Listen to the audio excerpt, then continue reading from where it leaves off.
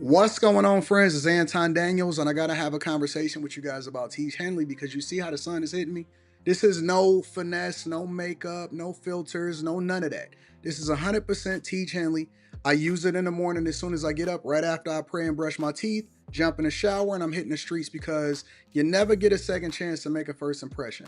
So even though they're giving you 40% off your first order, 20% off for life, even though you may get a free gift, forget all that, right? Because we would do this even if it was full price because it's worth that much. I'm in the streets, I'm kicking it with people when I see Dusties everywhere. You don't want to be them. You want to separate yourself.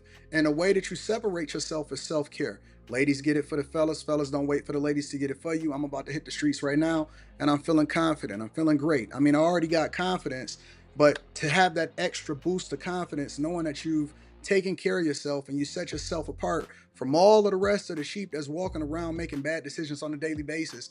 And it's reflected in their actions. It's reflected in the products that they use. It's reflected in the people that they follow. And so if you're trying to level up, if you're trying to make sure that you look good, they're going to send you the pack. They're going to give you all of the instructions on how you're supposed to use it. Then make sure you get your Teach Henley. Again, 40% off your first order, 20% off for life. Get your free gift. Make sure you tap in with your boy Anton Daniels because Unc is never going to lead you wrong. I would never have you use a product that I don't use myself. Again, they've been rocking with me for a long time. Make sure you get your Teach Henley. I love you. I appreciate you. I'm going to holler at you guys later.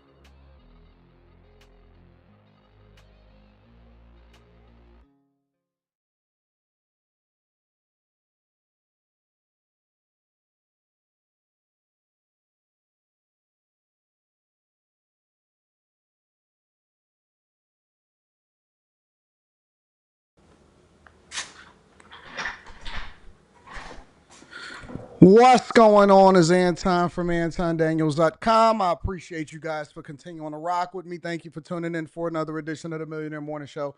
I am your host, Anton Daniels. What up, what up, what up, what up, what up? What's going on, ladies and gentlemen?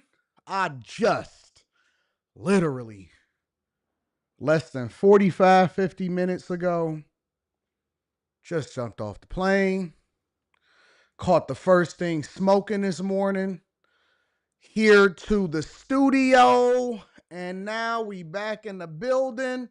What's going on, y'all? W show last night, JD Vance announced he's running for 2028. Ooh, wee. Good news, good news, good news. What's happening? How y'all feel? I'm back in the studio. I literally just walked in the door, turned on the lights, turned on the air conditioning, made sure that the microphone was cut on, and we in the building. What's happening, y'all? We are in here. We are cooking. All right. Did y'all enjoy the show last night, or did y'all enjoy the show last night? Did y'all enjoy it on Fresh and Fit? Let me ask y'all a question before we get in here. Before we get it popping, all right? Before we get it popping, let me ask y'all a question. Because I haven't been sleeping. I'm going to be honest with y'all. If you anybody know what the head of the bag chasers is like, then you know that I am a workaholic. But at the same time, I don't feel like I'm working hard enough. And this is just the honest to God truth. So happy to be back in the studio. Y'all enjoyed yourself last night? Honestly, I just don't believe that I've been working hard enough. I feel like I need to be in more places and that the growth needs to be exponential. You know what I'm saying? I don't know. I haven't slept, so it is what it is. But I'm here. We kicking it. I'll catch a nap. I'll catch a nap later on the day, and then we got after hours tonight. We got after hours tonight. Yeah, man. I probably got home at like not home. I probably got back to my hotel at like 3:30, 4 o'clock in the morning. Um, I worked for like 3 hours. And then I headed straight to the airport, which it didn't take me but 15, 20 minutes to get to the airport. And then I caught the first thing smoking. My flight took off at 8:10. I had a 3-hour flight, landed at about 11 o'clock, grabbed my luggage, jumped in my car straight from the valet, and came right to the studio. I worked on and put together the show for y'all on the plane. Y'all gotta love it. See, I know that you used to seeing people when they say that they gonna either go on vacation or go out of town or they gonna gotta do something else, that everything stops and then they gonna revisit you in a week. That's not Anton from AntonDaniels.com. That's not me. When I'm on a plane, I'm cooking. When I'm at the crib, I'm cooking. When I'm in the studio, I'm cooking. Give me a laptop and give me a phone, uh, an iPhone, and I'm up. I'm up. All of this is extra. This is cute. Like this is to make sure that we're as efficient as we can be when we are in the studio. But just give me a laptop and give me a camera and I'm good, bro. I'm good. I'm gonna give y'all everything I got every single day, whether I'm on another platform on Fresh and Fit, which me and Fresh and Myron was talking, and I think that we gonna do something. We working out the logistics. We working out what this is gonna look like. We kicking some things around, but I think what's going to happen is I'm gonna go ahead and become a reoccurring third member.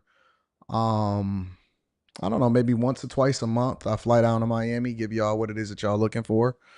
Once or twice a month, fly down to Miami and we gonna cook up. So good guys, good show, fun times. I got a flight to catch tomorrow, but tomorrow we are going to be doing a little bit of housekeeping. A little bit of housekeeping. All right. So we got after hours tonight. We in the studio right now, just landed.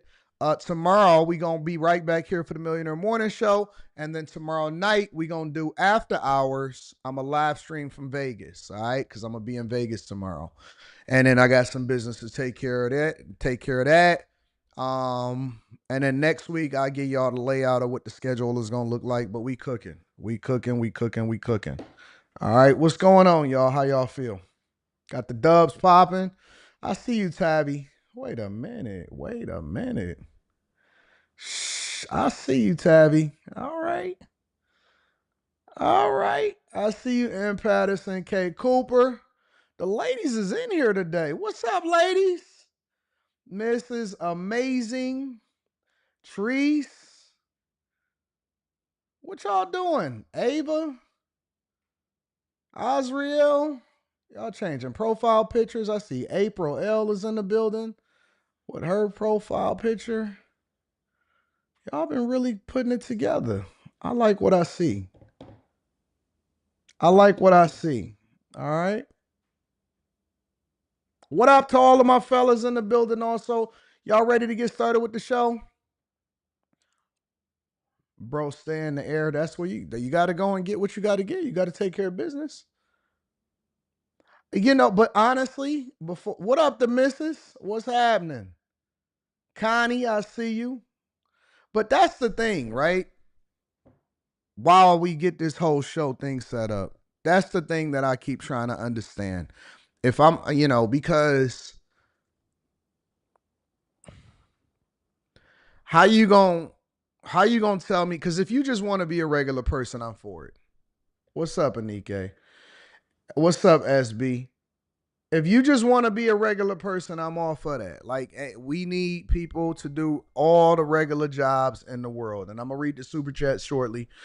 We need people welders. We need tradesmen. We need engineers. We need coffee shop workers. We need all people for all things. And I'll never shame anybody for having a normal job. But that's not the conversation that I'm having with you guys right now. The conversation that I'm having with you guys right now is, and this is the question that I have for you. If you are looking to go to the next level, and shout out to all of my bag chasers, shout out to my Patreon members, I will be having Stock Club as well as giving you guys the actual date of the next meetup. It is probably going to be in November, and it's going to be on the West Coast. That's what the anticipation is. I'm working out the logistics. I love my truck drivers. I love my security guards. I love everybody. But here's my question. If you make up in your mind, or if you even have a desire, right? Because a lot of times our dreams, they die as we get older and as life starts kicking our butts And as we start to go through and navigate life, I've been seeing video after video after video being sent in my email of women. And now I'm starting to get a couple men that's saying, oh my God, I am just so tired. I'm ready to give up. I'm ready to go overseas. I'm ready to be a stay-at-home mom. I don't want to do this anymore. Let me ask you a question. What was your dreams as you was growing up? What kind of car did you have on your wall? Right? What did you really want to do? What career field did you want to make an impact in? How much money did you want to make? What was it that you really wanted to accomplish, and where did it die? Love is an action word. That's correct. I have a question for everybody before we deep dive into the show today. What was the date? Not that you got married. Nope. Not that you had your first kid. Not that you had a life event and got your first job, not the date that you got fired, not the date that you decided that you wanted to move, not the date that you got your first car. What was the date? Because I got my dates. I have my dates written down. What was the date that you marked on your calendar that you said, this is the day that I kill my dreams? Because a lot of y'all had ambitions. You had dreams, you had goals, you aspired to be something that you was going to really be awesome. And at some point, you decided to give up. And that's when you started dying. That's the day you started dying. Honestly, your dreams died in 2016, Rod, on politics, and you didn't put together another dream. Jesse said you wanted to be a pilot and it ended in IT. The Diablo and the 9/11, I wanted to be a trophy husband, but my wife shot that down. Okay, so basically we got a group of people in here separate from the 1,000 plus that just jumped in the building of where your dreams died. Acting dream died when the recession in 2008 and switched to IT. That's when your dreams died. Some dreams are conflicting. I'm gonna tell y'all that I remember I wanted to be in the. I'm gonna tell you the honest to God truth. My dreams never died. They changed. My pathway changed to where I went and got them. I had to get it. I went to listen. One of the reasons why I'm buying a Lamborghini is because I always had the Countach and the Diablo when I was growing up. I loved those cars. I fell in love with cars when I seen a poster of a Diablo and a Countach. Everything that I decided that I wanted to do when I was younger, I did it. I will never, ever let any stone go unturned that I decided that I wanted to accomplish. I made up in my mind that I wanted to do X and I wanted to do Y and I wanted to become a software engineer and I wanted to open up a restaurant and I wanted to get in a real estate game and I wanted to pay cash for a house and I wanted to get a Lambo. And I wanted to make sure that because I kept adding to my dreams. I'm just going to tell you the honest to God truth. I just added on to it. Every time I check something off the list, I add 2 more things onto it. I started putting together dreams for my daughter. That wasn't even mine. I need that. I need that. I need it. And my biggest problem is that people keep trying to slow me down and saying that I need to rest. I know. I'm going to figure it out. I'm balancing it. But I got to get it all. But listen, when my time is up on this earth, I'm going to get everything off of this earth that I could have got off of it, man. When my time is up on this earth, I mean, if y'all want to live through me and that's it, then that's cool. If you love me, I appreciate you. If you celebrate me on my way up, man, that's awesome. And I really do thank y'all. And I tell y'all on a regular basis that I appreciate you. But it would be nice to be able to have other people that's achieving their goals and their dreams and for them to tell me what they want in the same time that I'm telling you what I want. I mean, you hear me every day, right? You talk to me every day. You hear me talk about this. And every day I'm on this talking about what it is that I'm accomplished and what goal I'm busting through. But I ain't going to focus on that yet. Well, I'm saying, who you tell your dreams to?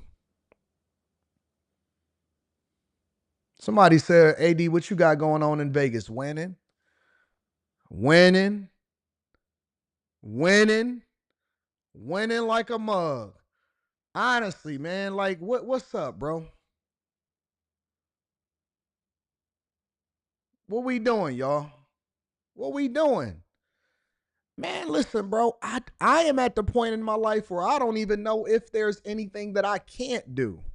If there's any position that I can, I'm almost thinking to myself, shoot, I can win more than the mayor. I could become a governor if I wanted to. I could parlay that into being the president. Imagine that, because I know that there's some people that's watching this right now that's hate watching, that's probably like, man, this dude is out of his mind. You said the same thing when you discovered me on YouTube. You said the same thing when you discovered me, and look at where we at. Look what we got going on. You think that? I love it. You know what? I don't look at people as haters no more. I look at them as people, fans that's in the stands. You know how you get on the opposing team's court, you got to go to the visitor's court. You know, if you're a football player, you're a basketball player, we in the arena. I'm cool with that. I don't look at the people that be mad or the people that hit the dislike. Shout out to the dislikers. I just believe that I'm just in the arena and you just a fan that's rooting against me, but you still paying to see me. That's the way I look at life. What can't I do? What record can't I break? Man, a little dude from Detroit, Michigan. At my lowest, I was listening to C.T. Fletcher and Eric Thomas telling me what it is that I needed to achieve, and I wouldn't be able to, if I didn't want it bad enough to breathe, then I wasn't going to be successful. Shit. Broke in my mama's basement, fired from my job with a newborn baby, and you telling me what I can't do? I tell you, you a liar. I know God got me. I know God is good. Ain't no way in the world that you can tell me that anybody can stop me. I surpassed everybody that I looked up to. I don't have no heroes. I am my own hero. At the very least, ladies and gentlemen, my daughter, I talk to her every day, even when I'm out of town, and she said, Dad, I want to be just like you. You my hero. You got to be your kid's hero. Your kids looking up to LeBron James. Your kids is looking up to Steph Curry. Your kids is looking up to Will Smith. Your kids is looking up to these demonic people in Hollywood. You not even your kids. You not your kid's hero. You not even, though that would break my heart. I ain't nothing if I ain't my kid's hero. And I ain't talking about my dad was a good guy. No, my dad was everything. You ain't even your kid's hero. That's what you gave up on. I had him. I did the best that I can do. I did the best that I can do. That's it. That's all you got. I want it all. Every day that I bust a new milestone down, I'll be thinking to myself, wait a minute. That other dream over there, that ain't as far away as I thought it was. It ain't that far away. The people that I look up to, I'm looking at them right now. I see them.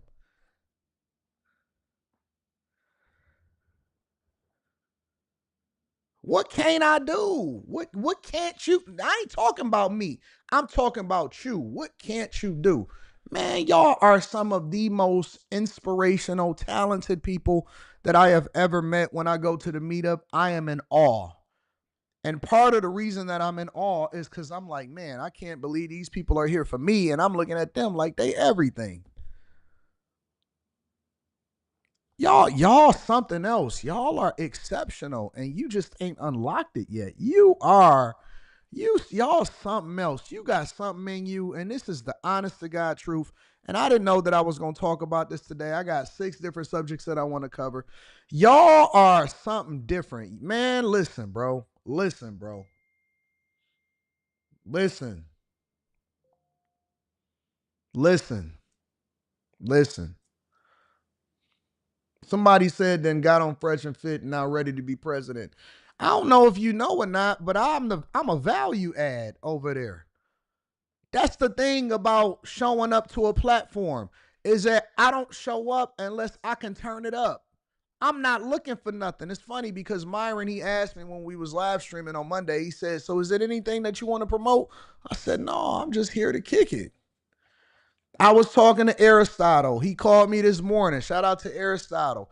He said, bro, anything you, I said, no, you just a homie. We just here to kick it. I don't need nothing from nobody. I'm my own entity. Nobody made me. I'm him. I'm him in real life. I'm him. I'm the hottest thing on the internet right now. Nigga, you better.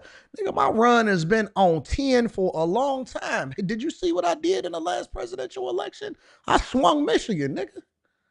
I swung Michigan. I'm telling you the truth. I swung Michigan is mine. I swung that. I changed hearts. You know the type of run I've been on for the last 3, 4, 5 years, nigga. You seen the transformation? That's why I leave my old videos up. I go back and I look at them and I said, look at what you done did, nigga. Look at God. Look at God. They don't like it when you celebrate yourself. But I tell you what, I've been the same dude the whole time. I ain't never changed. I've been talking my talk, walking my walk. And if you ask anybody that went to high school with me, I was so him. I was the man. I was walking with my chest out. They said, who this nigga think he is? I looked at them niggas and I said, nigga, do you see my polo vest and my Gucci loafers? Nigga, I'm him. Now, they didn't know that those was my brother's Gucci loafers and my brother's Guess jeans and my brother's Jabos and my brother's polo pullover, but it didn't matter. Nigga, I was wearing them and that's all that mattered. That's all that mattered. Nigga, I've been him since I was in the 6th grade.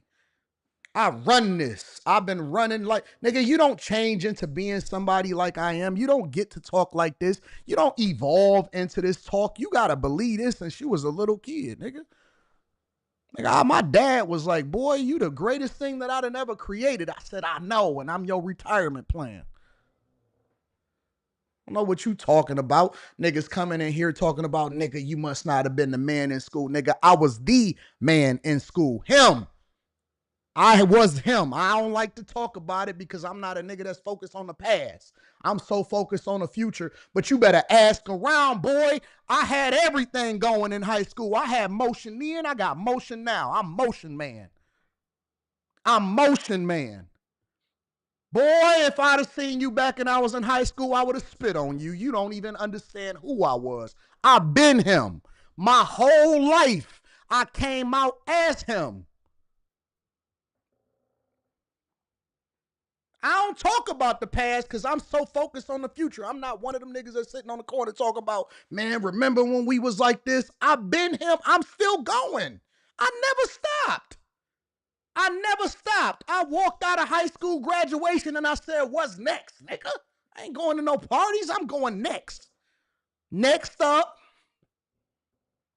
God had to humble me in 2008 because I was like, nigga, who's stopping me? God said, let me talk to you for a minute so I can give you a little bit of character to go along with what it is that you already gonna do.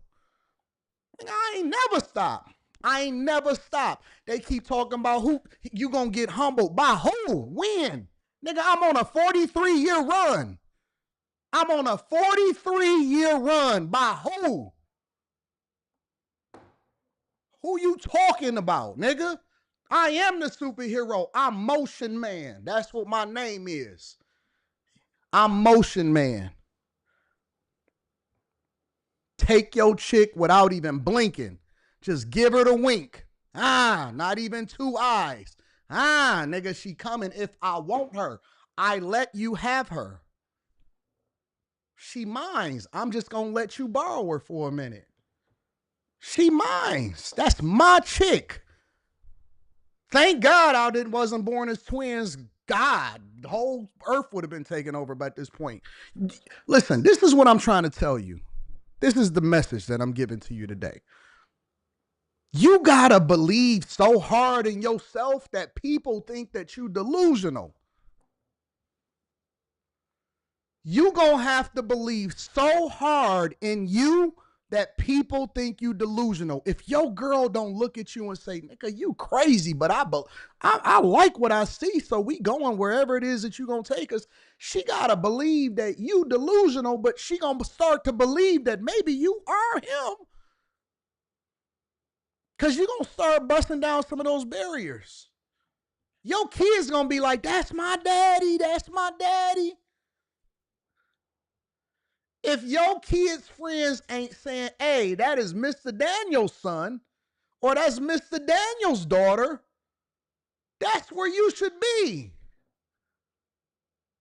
Now, I got contacted the other day. They said, Anton, we would like you to set up a scholarship fund for your high school.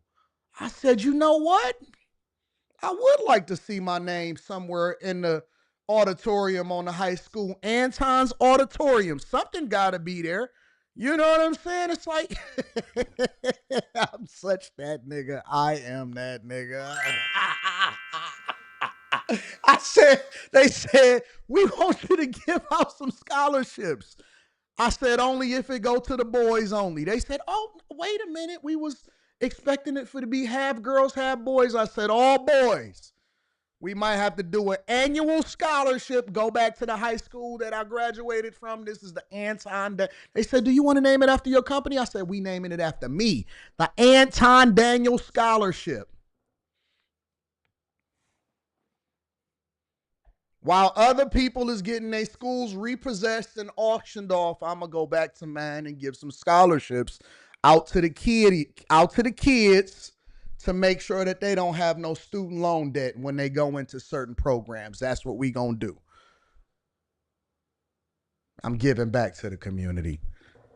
Peace and Pan-Africanism. Peace and Pan-Africanism.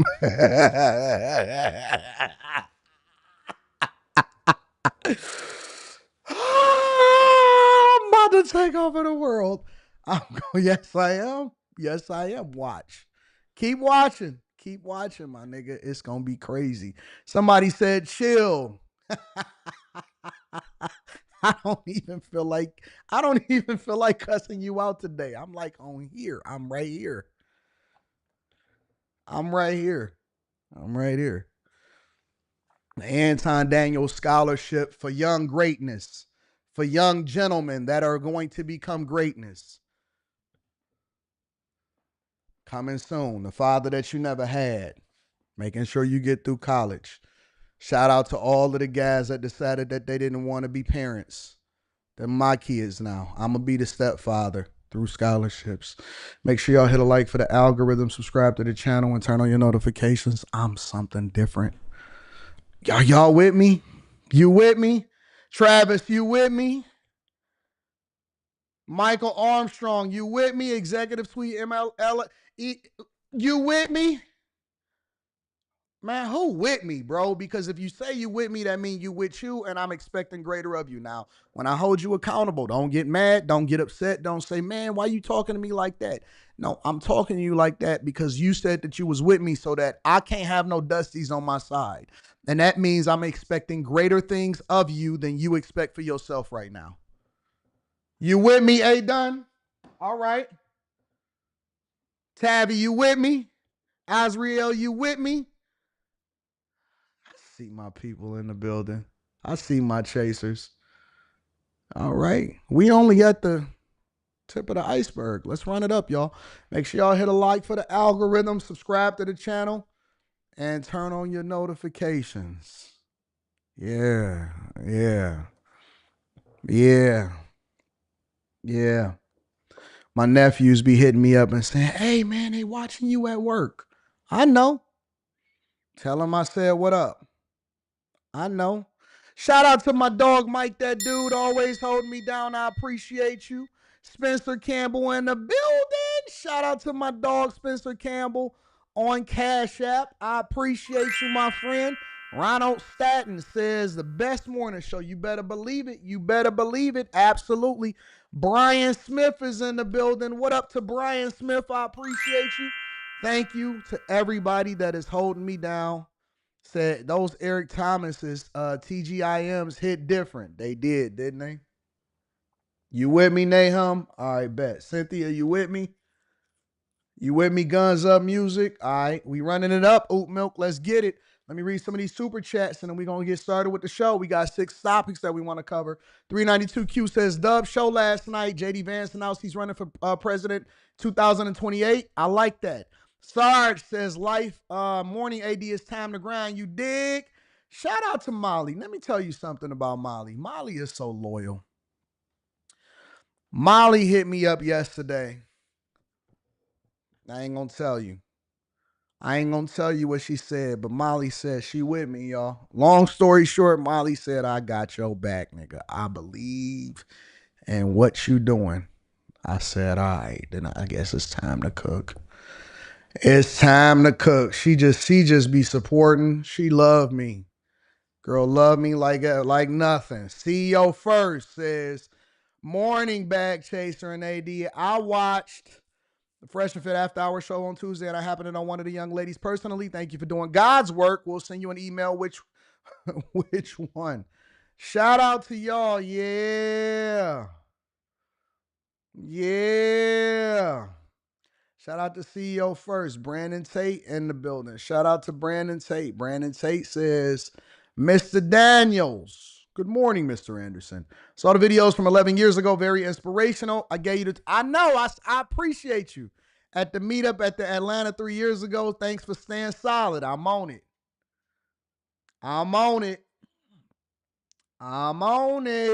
Yeah. All right, we got to get started with the show. Let me get the rest of these popping. Eric Wolf Harris says, I'm just glad, AD, you're now going to be a regular on Fresh and Fit. Now we can see you get unhinged with HR policing. Timothy Daniel says 392Q. What up, though? Him time. I like both of those. Motion Man, talk to him, says Waves World. I appreciate you. Latrell says, talk yo ish, Motion Man. I rock with you. I like that name. B-Rod says, I love when AD get heated and start sneak dissing. I ain't sneak dissing nobody. I love everybody.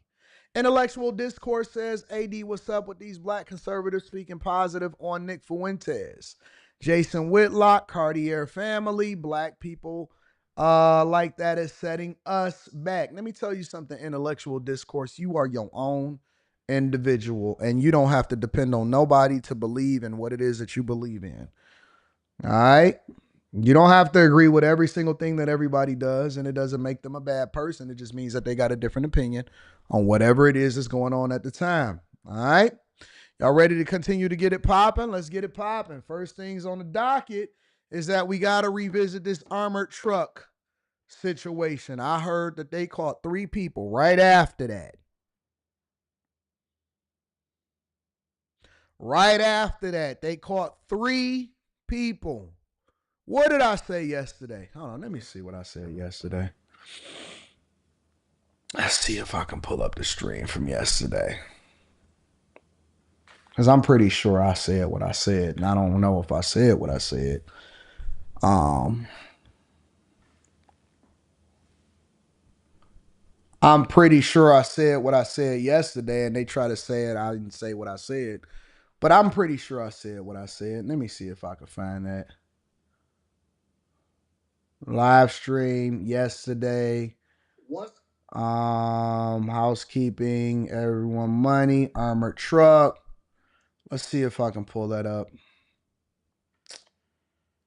A little off the cuff. We're going to add something into the plate. But let me see if I can get that up. Because I'm pretty sure I said what I said yesterday. I didn't know that it was going to come to fruition as fast as it did. They had hit 5 armored trucks. And they trying to figure out how they can tie them all to the same thing.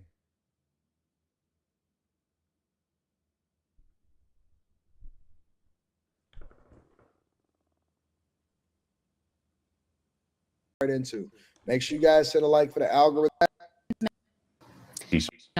Wait. Suspect is holding. You got to sit like Obama. Car robbery in the region in the last several months. Gentlemen, hey, what's going on? I got to do one more job. And once I do one more job, but I'm looking to get out the game. because I would only tell this to the person that's when it's going to start to become problematic. And usually that's how people get caught. All you got to do is catch one person, or somebody get pissed off, or you tell one person, you tell your baby mama, she get pissed off at you. She gonna call the FBI and say, "Hey, did y'all have a bounty out because he ain't paying child support anyway?" And I want to be able to report this guy because he pissed me off. And so now, because somebody gonna pillow talk, somebody's gonna pillow talk. Hey, I want to know everything about you. You just got done having a love making session. You feel like she understands you. Y'all connected on a soul level. Can I tell you something? I ain't never told nobody this. All right, all right. So they had a different heist. All right. So this is what I was basically telling y'all yesterday. And somebody sent me this morning. I said, "What? Okay."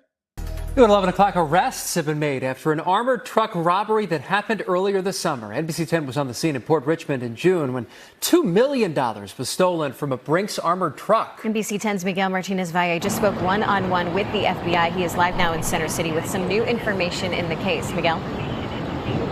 Yeah, I just finished speaking to FBI Special Agent Wayne Jacobs as well as Commissioner Bethel. They say this was a team work in making the arrest. 3 men from Philadelphia were arrested for stealing more than $2 million from that Brinks armored truck back in June. Here's some more look at the video of the scene when we were covering that story. You'll remember the armored truck robbery happened outside of a Home Depot on Castor Ave in Port Richmond around 8 a.m. on June 21st. 2 men with AR-style rifles approached the driver of the truck in an alley, made him get on the ground, and disarmed him, according to officials. While one held him at gunpoint, the other took his keys and stole more than $2 million in cash. The FBI Violent Crimes Task Force and Philly Police, they worked together investigating the case, looked at video, cell phone records, they talked to witnesses, and arrested 30-year-old Daisha Hughes Murchison, 31-year-old Brian Wallace, and 31-year-old Traveen Jackson. Charged them with robbery, interfering with interstate commerce, and a use of a firearm in furtherance of a violent crime. They're hoping that this arrest prevents other brazen violent acts.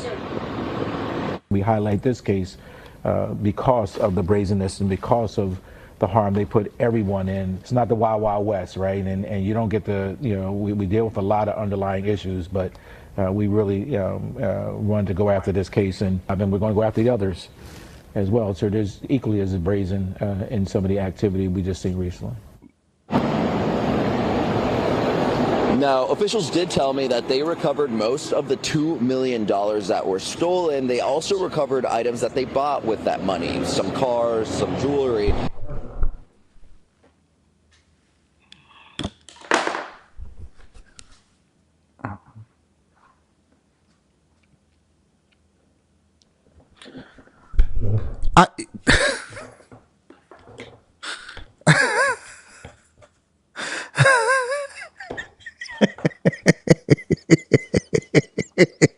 See, y'all gonna say, Anton, don't get derailed.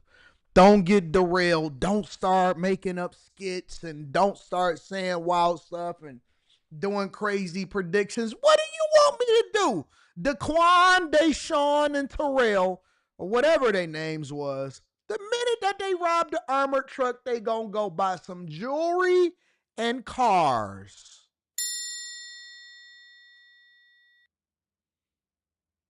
Like they didn't know to wait at whatever the popular jewelry store was in Philly and say, okay, hey, who recently bought that?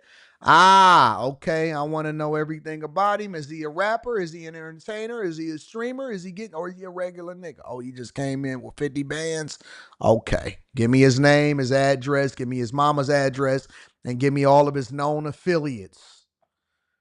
What? You just went and bought a Lambo cash off the lot and you only made $37,000 last year and you were working in the back of Amazon. How did you do that? And then you thought you were smart because you went and put it in your mama's name. Your mama been on disability since disability was disability.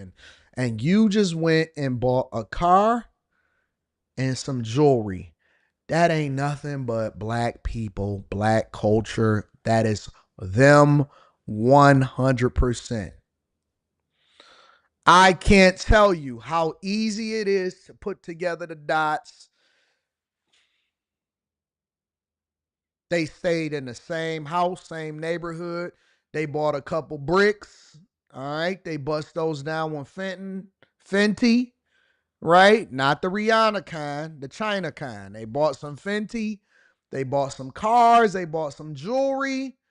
And they said, we going to keep the main thing, the main thing. Went and got a couple hoes, probably took a Carnival cruise, and then all of the rest of the money was recovered, and they recovered all of the stuff that they bought with it. This ain't nothing but the most ignorant, dumb thing I'd have never seen. And did y'all hear what he said? Listen to what he said. He couldn't wait to report this part. Listen to what he said. Now, officials did tell me that they recovered most of the $2 million that were stolen. They also recovered items that they bought with that money, some cars, some jewelry. So they say basically they are arrested and they got away with nothing. Now, they are looking into whether they were involved in any other incidents. But as for the Montgomery County armored robbery from yesterday, the 3 men that were arrested in connection to this Port Richmond one, they were already in custody when that happened. So that investigation continues. I mean, they're going to get the other ones too. They're going to triangulate all of the cell phone towers to figure out who wasn't supposed to be there once they find out that one person is pillow talking and they bought too much jewelry and this other person going to get mad. He got a PS5 coming in the mail. He went straight to Best Buy. He on Instagram flaunting his money phone. And he also got a Ferrari SF90 on order. And he's willing to pay $50,000 above. Now, nobody is paying $50,000 above for a Ferrari SF90, but he wanted yesterday because he got to go out and stunt tomorrow. Summer is almost over, and so he got to get it now. We got to get it now. So listen, I'm going to walk in like Belly. I'm going to walk in like Belly. I'm going to throw you the bag with the money in it, the marked bills. And I want my SF90 yesterday. Hey, if you can't do it, then I'll get it over to him. Make it happen, buddy. Make it happen, buddy. I want it now. This ain't nothing but black culture crimes. Every single time. Every time. Every time. And now you had 1 month. You had 1 month to have a good time, to make it happen. To get it out of your system, you stunted for 1 month, and now you got to do 20 years, nigga. You got to do 20 years for 1 month. You got a quarter of a summer in, and now you got to do 20 years. See, this is the part that they don't tell you. This is the part that they don't show you. This is the part that you don't get to see. You don't get to see the sentencing. When they start giving out football numbers and then somebody got to be somebody's girlfriend in prison. You didn't hear that part. Yeah. They don't show you the fact that he got to be a bottom in prison now. They don't tell you that part. They only show you the stunting, the girls, the Escalades, the Lambos, the Ferraris, Maybach music. They show you that part. But they don't show you the part where, because they ain't got no cameras in the jail cells, where somebody gonna be laying on his booty. They didn't tell you that part. Now he gotta be gay for the stay. Gotta do probably a 20 ball. And the first person that snitched get 10 years off their sentence. So who's first? Who won a corned beef sandwich with a Coca-Cola and sauerkraut on it? First person to snitch gets 10 years off of they. Now you got to play Russian roulette because there's 3 people in the interrogation room. So you got one in there, one in there, and one in there. And then the one in there is like, I don't want to snitch, but what if he snitch on me and I got to do 20 and he got to do 10? So now he going to be the first to snitch. He going to be the first to snitch. 100% of crimes, most of them is solved by somebody else saying, you know what? I can't do it. I can't do the whole 20. I can't do 25 years because my son going to be big And my mama gonna be dead. And my girlfriend, she gonna move on and she gonna try to be a part of the panel so that she can get on the Millionaire Morning Show. And she gonna be at a meetup. My girl gonna be at a meetup. Oh my God. I can't do it. I can't. I've been disliking this nigga's videos for 4 years straight. And I know my girl watch his show every single day. And now she gonna be trying and she gonna be reaching out. It was him. It was him. It was I can't take it. I'm sorry. It was him. But please listen, just don't say that it was me. Take them and arrest them and then take me out last.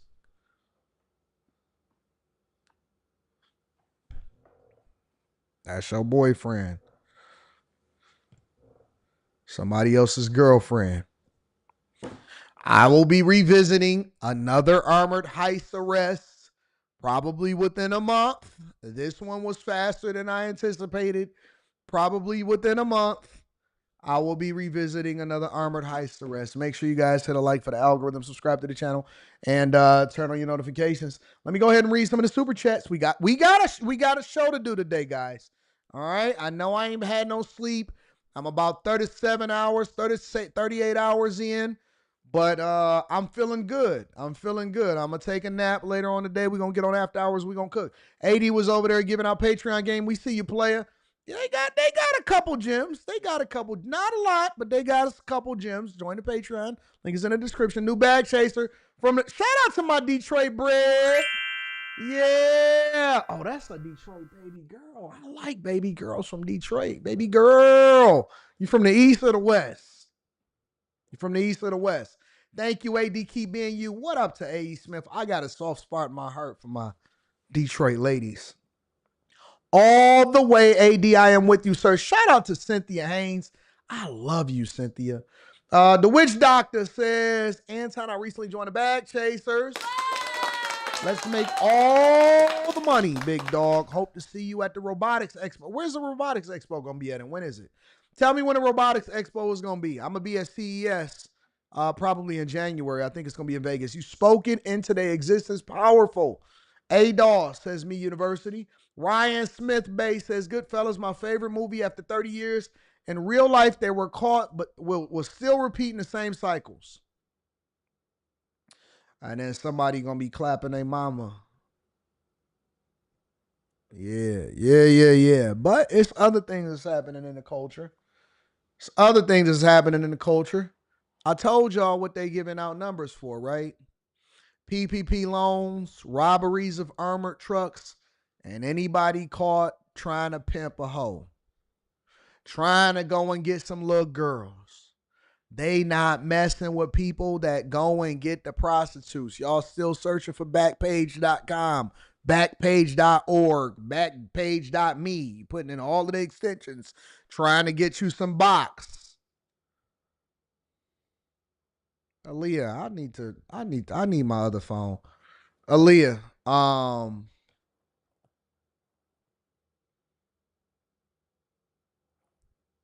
yeah, you know what to do. They not playing with y'all. They giving out numbers and they putting you on a sex offenders list. You're going to be looking stupid on the sex offender. Listen, at least people that do normal crimes, that go to jail, you get the no bail plan, the Safety Act, right? At least when somebody puts your name or they put who are the people that are on the sex offenders list in my neighborhood, you won't pop up. Do you know? I need that DM. I ain't check my DMs. Triple DM me, Aaliyah, so that when I check my DMs when I get off of here, I know what to look for. All right? When you get on the list as an offender, when Chris Hansen catches you, do you know that you got to register? And then anybody that goes to the sex offenders list to see where any people are in their neighborhood, do you know what they can find? They're going to find you. They're going to find you. They not messing around. They not messing around.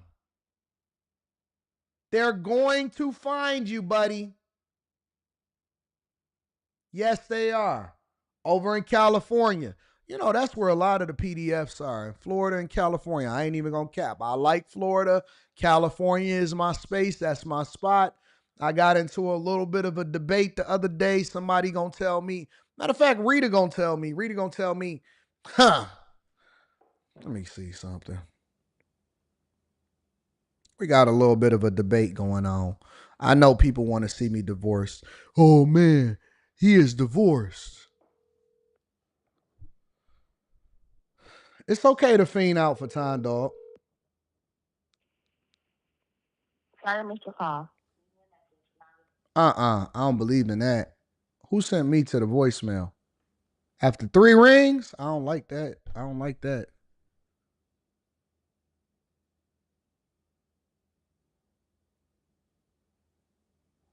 Okay, she with my daughter right now. I needed to make sure that that was what was happening. Because I don't like that. I don't like that at all. 3 rings? Might have to call my daughter. Hey, what your mama doing? Put her on the phone. Start calling other people around them. We can't have that. 11 alleged gang members are in federal custody in what law enforcement is calling a major takedown of a vicious sex trafficking ring. Investigators say the suspects used social media and music videos to recruit young women and children, targeting runaways and kids in foster care. KTLA's Lindsay Pena live in Westwood with more on the story. Lindsay.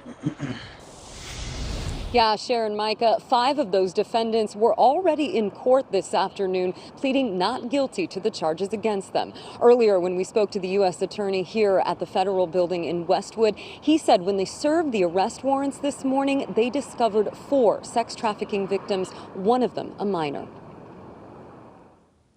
These are photos of some of the 11 alleged members or associates of the South Los Angeles-based Hoover Street. What's wrong with y'all, bro?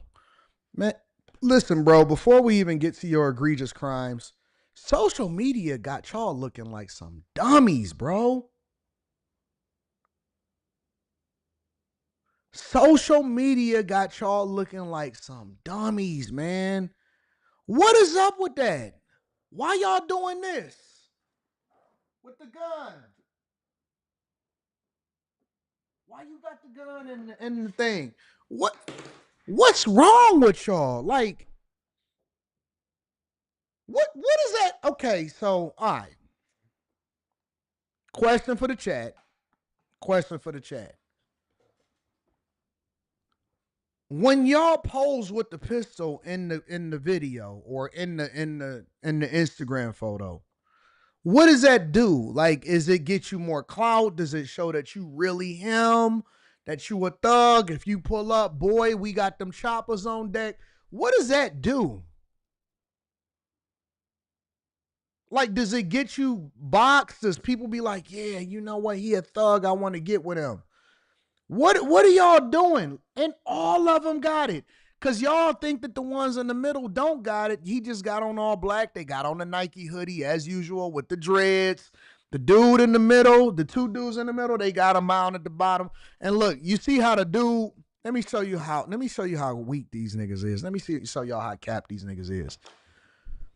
The dude in the yellow, he put on 2 watches and he pulled up his sleeve, but he got one hand like this, like he not trying to show it. And then he got the other one with the gun in it.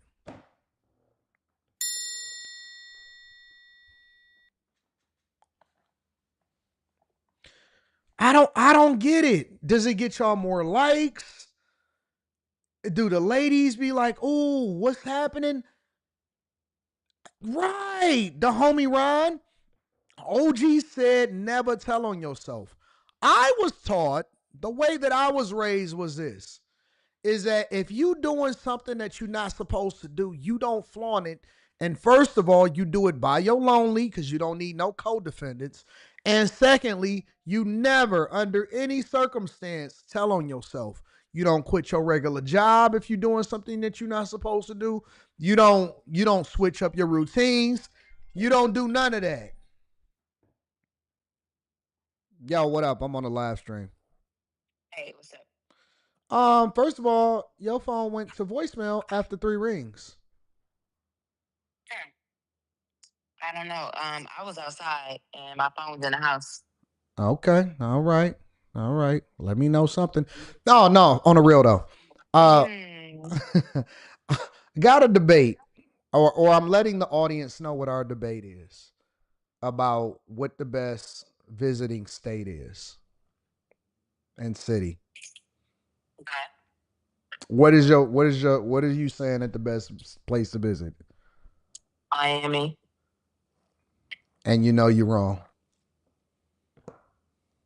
Nope. You are very I'm wrong. not. You're very Why wrong. am I wrong? Why am I wrong? California is better than Miami, and California is more than just Los Angeles. Okay. Do tell. And it's got better weather all year round. Miami got hurricanes, and I like Miami, but it got hurricanes, and the weather is humid. California has wildfires. What are you talking about? No, it doesn't have wildfires everywhere. It has wildfires where Karen Bass is. Okay. So get your life together and get on the same page. It's dirty. It's homeless people everywhere. But okay. In Los Angeles, not in the rest of California. Eventually, they'll migrate out to the rest of California. Oh my God. What are you doing outside? Enjoying the weather. Go back in the inside. Is the patio furniture put up? Yes. Oh, that's what you was doing. You was on the patio furniture. Mm-hmm. Is it netted or is it just regular? What do you mean netted? Like, do you got the thing to prevent the bugs or anything like that? No. I'm going to get that, but I figured since it's so close to the end of the year, I'll just wait until next year because I'm gonna have to take it down anyway. All right, cool. All right. All right. Bye. What was I saying? Oh yeah. Guns and butter, baby. Guns and butter. Guns and butter. That's what I said, Sabrina. Are they going to walk? How are they going to migrate? Yes, Tiana, I have to give the insight on how are you supposed to think. How are you supposed to think? Yes, you have to give the insight. Gang, who are now in federal custody on a long list of charges that include racketeering, sex trafficking, drug and firearms related crimes, and money laundering. Sky 5 was overhead as arrests were being made at a motel early Wednesday morning. They were branding these young women, they were raping them, they were abusing them, they were drugging them, just horrific acts. U.S. Attorney Bill Essayli saying many times the gang recruited victims through social media. This Hoover gang, they portray a lifestyle of wealth, of power, of violence, and they use that to actually lure women into that lifestyle. They think it's going to be glamorous. A 31-count in. But see, this is what I was telling the ladies that was on the panel the other night on Fresh and Fit. I said, listen, you don't realize that you searching for it and you going to get connected with some dudes that's going to ruin your life. They going to take everything from you. They going to take your innocence. I can look at a woman and see that she's been drained even early in her life at 20, 21, 22 years old. Some of these women, and I ain't even talking about the women on the panel, I'm just talking about women that you run into in real life. You can look in their eyes and they're lifeless. You can look in a woman's eyes and you can see she ain't got nothing left. She has been drained of everything, of any kind of life that she would have projected. She just surviving. She just coping. She just survived, and that's when they put up the defense mechanisms. That's when they get so easily offended. Yeah, because I don't care. And it's like, fam, you only 19, 20 years old. Going on 72. It's women you can look in their eyes and they ain't got a glimmer of life in them. They've been drained of everything that you can think of. But they get it. They get there by chasing this foolishness right here. They chasing this. Your boyfriend got a gun. Your boyfriend is a criminal. Your boyfriend is putting chicks. Man, what's wrong with you? What is wrong? Why would you want to be associated with a dude that'll let his homeboy hit? Do you think that nigga love you? God, man, what's wrong with us? What's wrong with the people?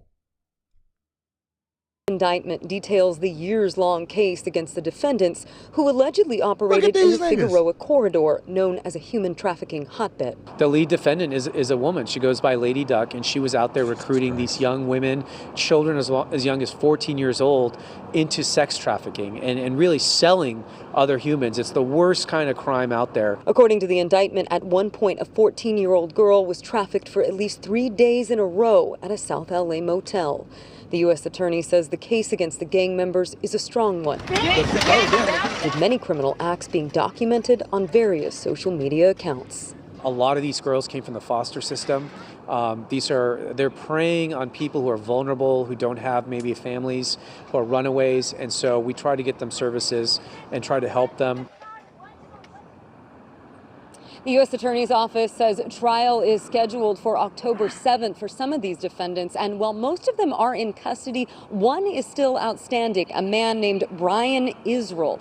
If all of these defendants are convicted on the charges against them, they face 15 years in prison, and some of them could be facing life sentences. And they need to throw everything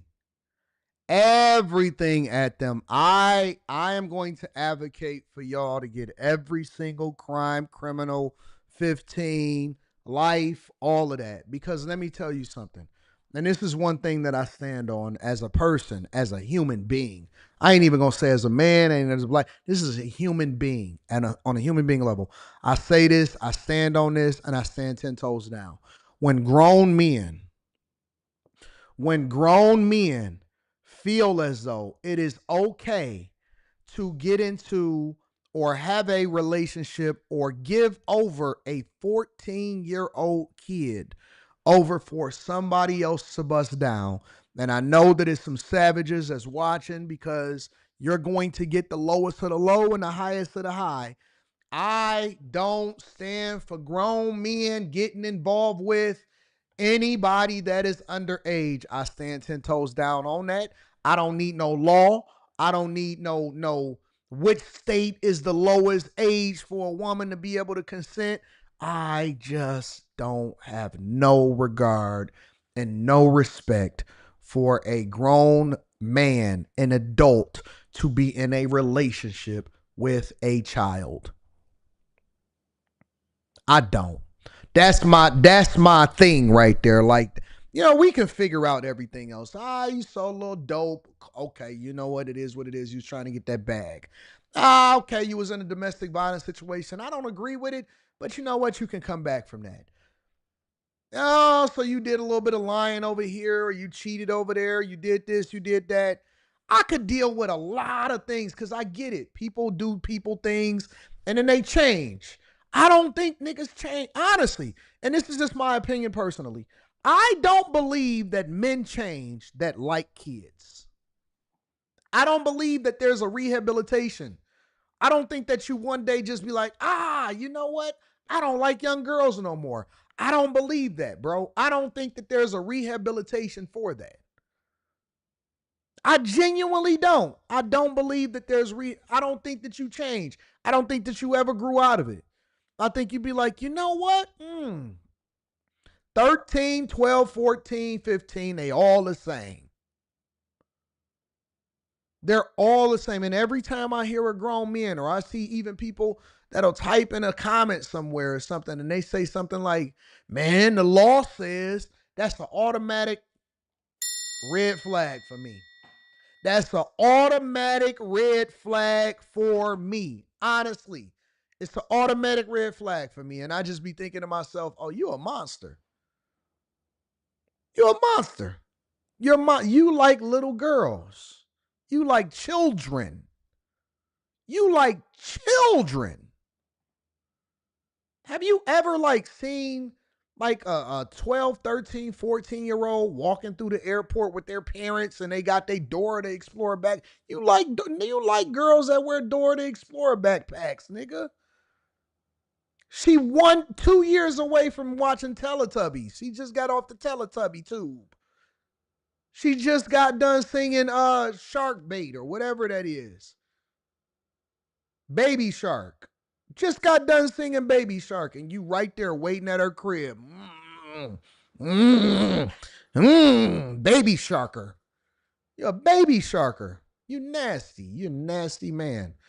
You're a filthy animal. And ladies, let me tell y'all something else that y'all better start watching out for. Is every time you get a step baby daddy. That's another thing. When I see dudes that's eager, not a dude that'll accept a woman that is a single mother. That's different. That's a simp. But when I see a guy that is eager to be a step parent to a woman that got young kids, I be thinking to myself like, ladies, y'all just jump dead first into that.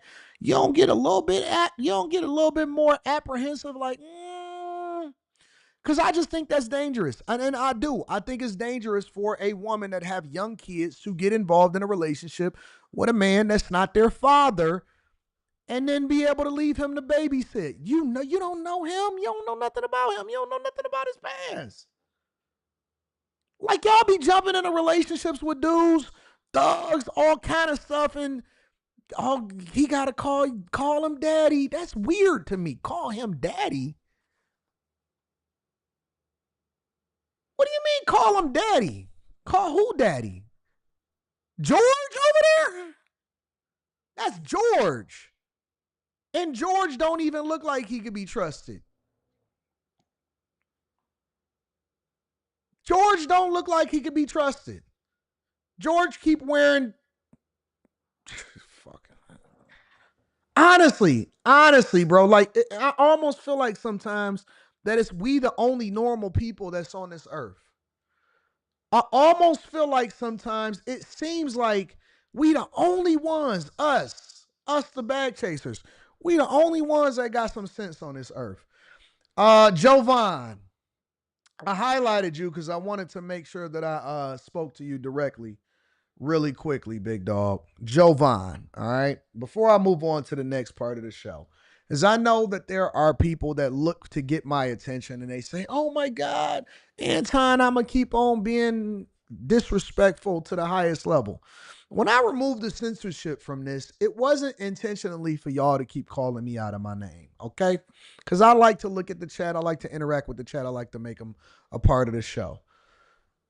Why do y'all feel like it's okay for you to subscribe to the channel? Because you did this the other day and I let it slide. And then you did it again and then you came back and apologized and I let it slide because I seen your comment and you said, you know what? I was off on this one. But why do you, listen, you can have an opinion about whatever it is that you want to have an opinion about. But why do you feel like it's necessary to remove my crown and disrespect me? It's one thing to disagree. It's another thing to go at the city and then it's another thing to call me that. Like, why? Why do you do that? Why do you feel like it's necessary? Honestly. And I really want to have a conversation about this before we move on to the next subject, realistically. I want to have a conversation about this before we move on to the next subject. Why do you feel it's necessary to just say some stuff like that to me? Like, what's wrong with you? You all right, big dog? You good? You straight? And I'm not offended. Like, I'm not like bothered by it. Like, I'm not going to lose no sleep or anything, or I don't get crash out. I'm about to go off on you or nothing like that. I'm just trying to understand because if you feel like it's okay to do it here, you probably doing it somewhere else. But I know you're not doing it in person. Anything that you wouldn't do in person, why are you doing it here? Can you talk on a speaker? Can I leave you on a speaker or you want me to take you off speaker? Yes, leaving me on speaker is perfect. What you got to say? I was just going off on somebody in the chat. Oh yeah, no. Hi guys. Don't speak to my audience. Let me take you off. I don't know what you're about to say.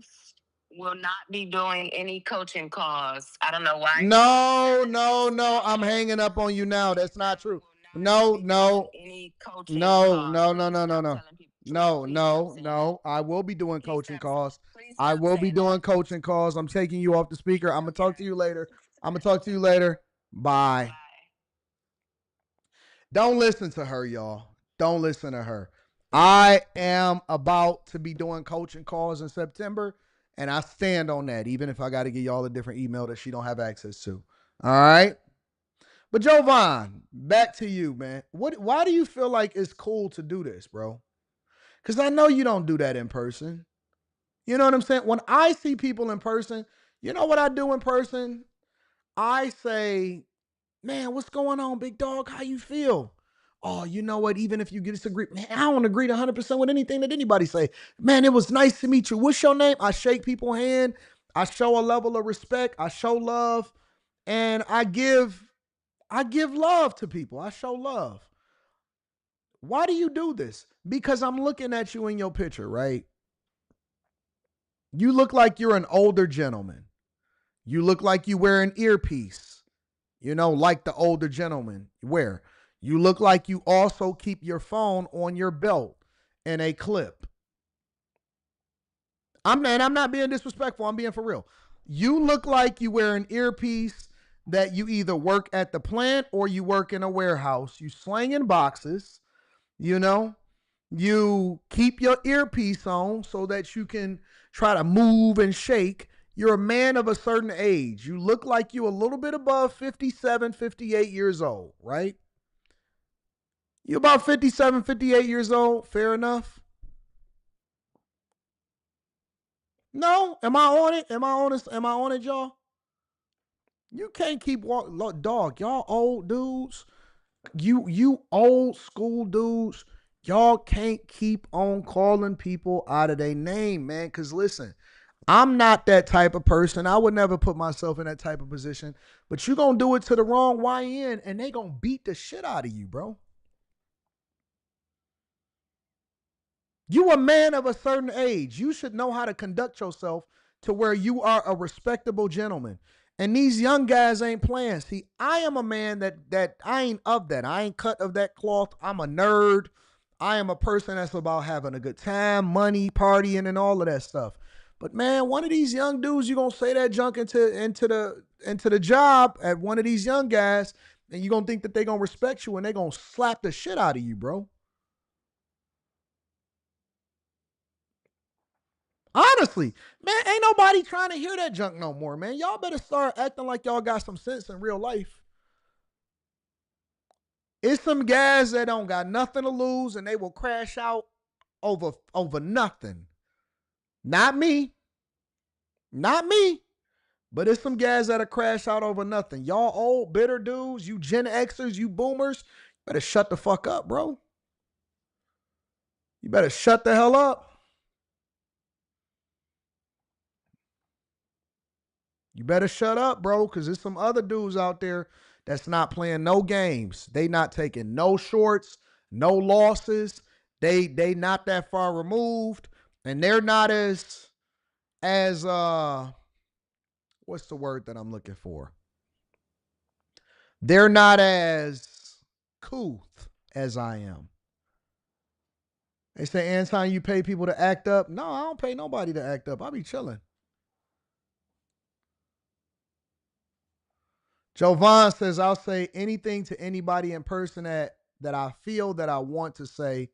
And why you feel a certain way, is it true or not? Okay, I got you. Don't worry about it, big dog. You got it. We not even going to entertain this bullshit. So, anyways, Javon is now banned, so he can't chat. He'll be chatting on his own by himself. We don't get that type of energy over here no more. Maybe at another time in my life. I would just do it and all of that, but I'm in such a good mood that I just don't have time for the negative energy. I am in a phenomenal mood. Life is so good. No, let them call in for what? We not on that no more.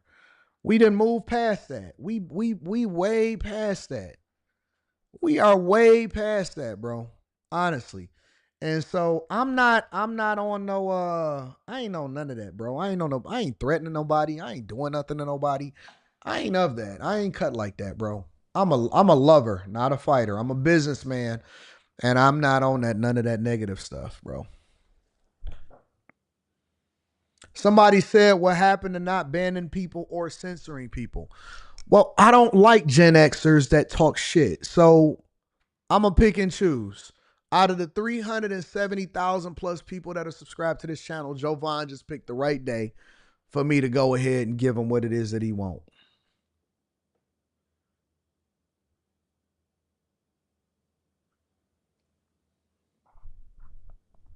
Philip, no. I let people say whatever they want to say whenever they want to say it. But again, it's like that type of nigga is too old to be doing this multiple days in a row to try to get my attention. It's like, nigga, you got a Bluetooth in your ear. Man, if you don't shut up and do your job.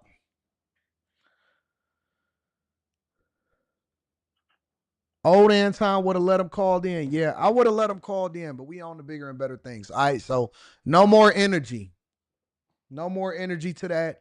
And we going to keep it moving. Anybody can say anything to anybody, and see, when it's a joke, it's a joke. But when it's when it's multiple different days in a row of crazy disrespect, it's like, you can just watch. You could just watch. And so we own that. All right. I don't want to talk about okay, Amira. Let me see what y'all want me to talk about. Rashida and Kirk. I'll talk about Rashida and Kirk on After Hours tonight. All right. I got you. Rashida and Kirk on After Hours. I'm going to read Super Chat shortly, but we got to get over to D.C. Increased federal law enforcement. This is what's happening in the streets. Law enforcement involved in this appears to be gathering here at U.S. Park Police headquarters.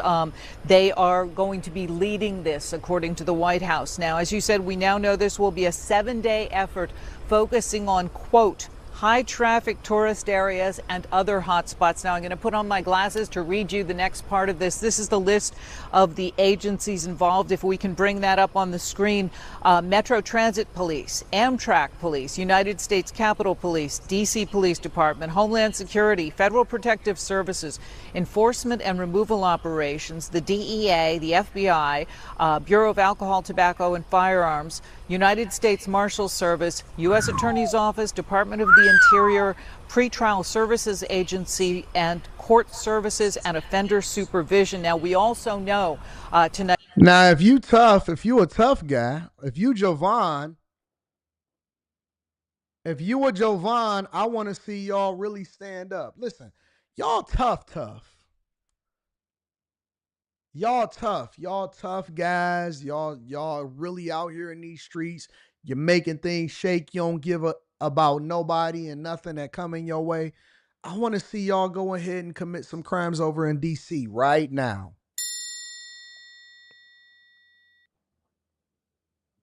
I want to see y'all go over in DC and show them who's boss. Boss up on them boys over there in DC. Boss up on the U.S. Park Police, the Metro Transit Police Department, the Amtrak Police Department, the United States Capitol Police. Boss up on the Metropolitan Department, the Homeland Security Investigations, the Federal Protective Services, the Enforcement and Removal Operations. I want you to get tough. Go ahead and get tough with Drug Enforcement Administration, the Federal Bureau of Investigation, the Bureau of Alcohol, Tobacco, Firearms and Explosives, United States Marshal Services, the United States Attorney's Office, the District of Columbia. Go ahead and get tough with the Department of the Interior.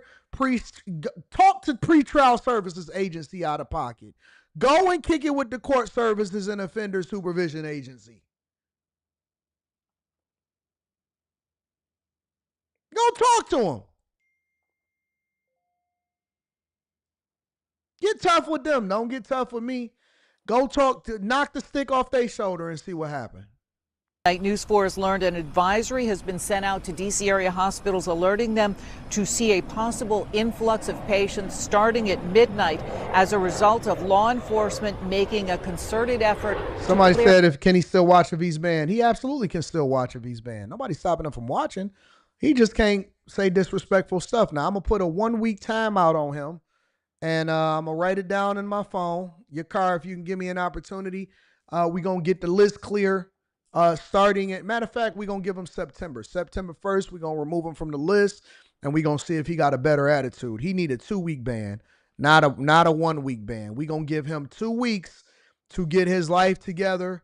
I know he over there seething with his Bluetooth headset on. I know he is pissed. I know he pissed with his Bugle Boy jeans all the way up to his navel. He probably over there seething. Little young whippersnapper think he can just do something. I'm tired of these young niggas, you bastard. You bastard. I'm sick of these little niggas. Keep getting all of this money. Keep talking all of the stuff that he talking on the internet. Don't even know nothing. Why he don't talk about his own goddamn city? Because that's how they talk. That's how they cuss people out. Won't say it to their wife. Yes, honey. Yes, I'm sorry. I'll be right there. And here's my paycheck to go along with it. You can have all of my $937 paycheck. That is 2 weeks. 2 weeks. 1 week in arrears for child support. But I'm so sick of these young whippersnapper bastards that keep on talking this nonsense. You know, I'm a subscribe because I ain't never typed nothing in the chat before, but I'm a subscribe and I'm going to let this little nigga know that if he was coming up in my era in 1958, that it would not be this type of conversation because I would put the switchblade on his ass. Pull it straight out of my jeans. We didn't have a Walmart when we was coming up. We didn't have a Walmart. And my mama made me wash my own socks on the board. Oh, sick of son of a bastard. Sick of son of a bastard. Where's my teeth at? Where my teeth at? Where's my teeth at? You know that's how they cuss you out. You little niggas. You a little nigga. I wish you would. I wish you would. I'll put my dukes on you little niggas. So sick of it. Nigga ain't had sex in 3 months. Because Mabel been freezing this nigga out, and that's why he in our chat talking stuff.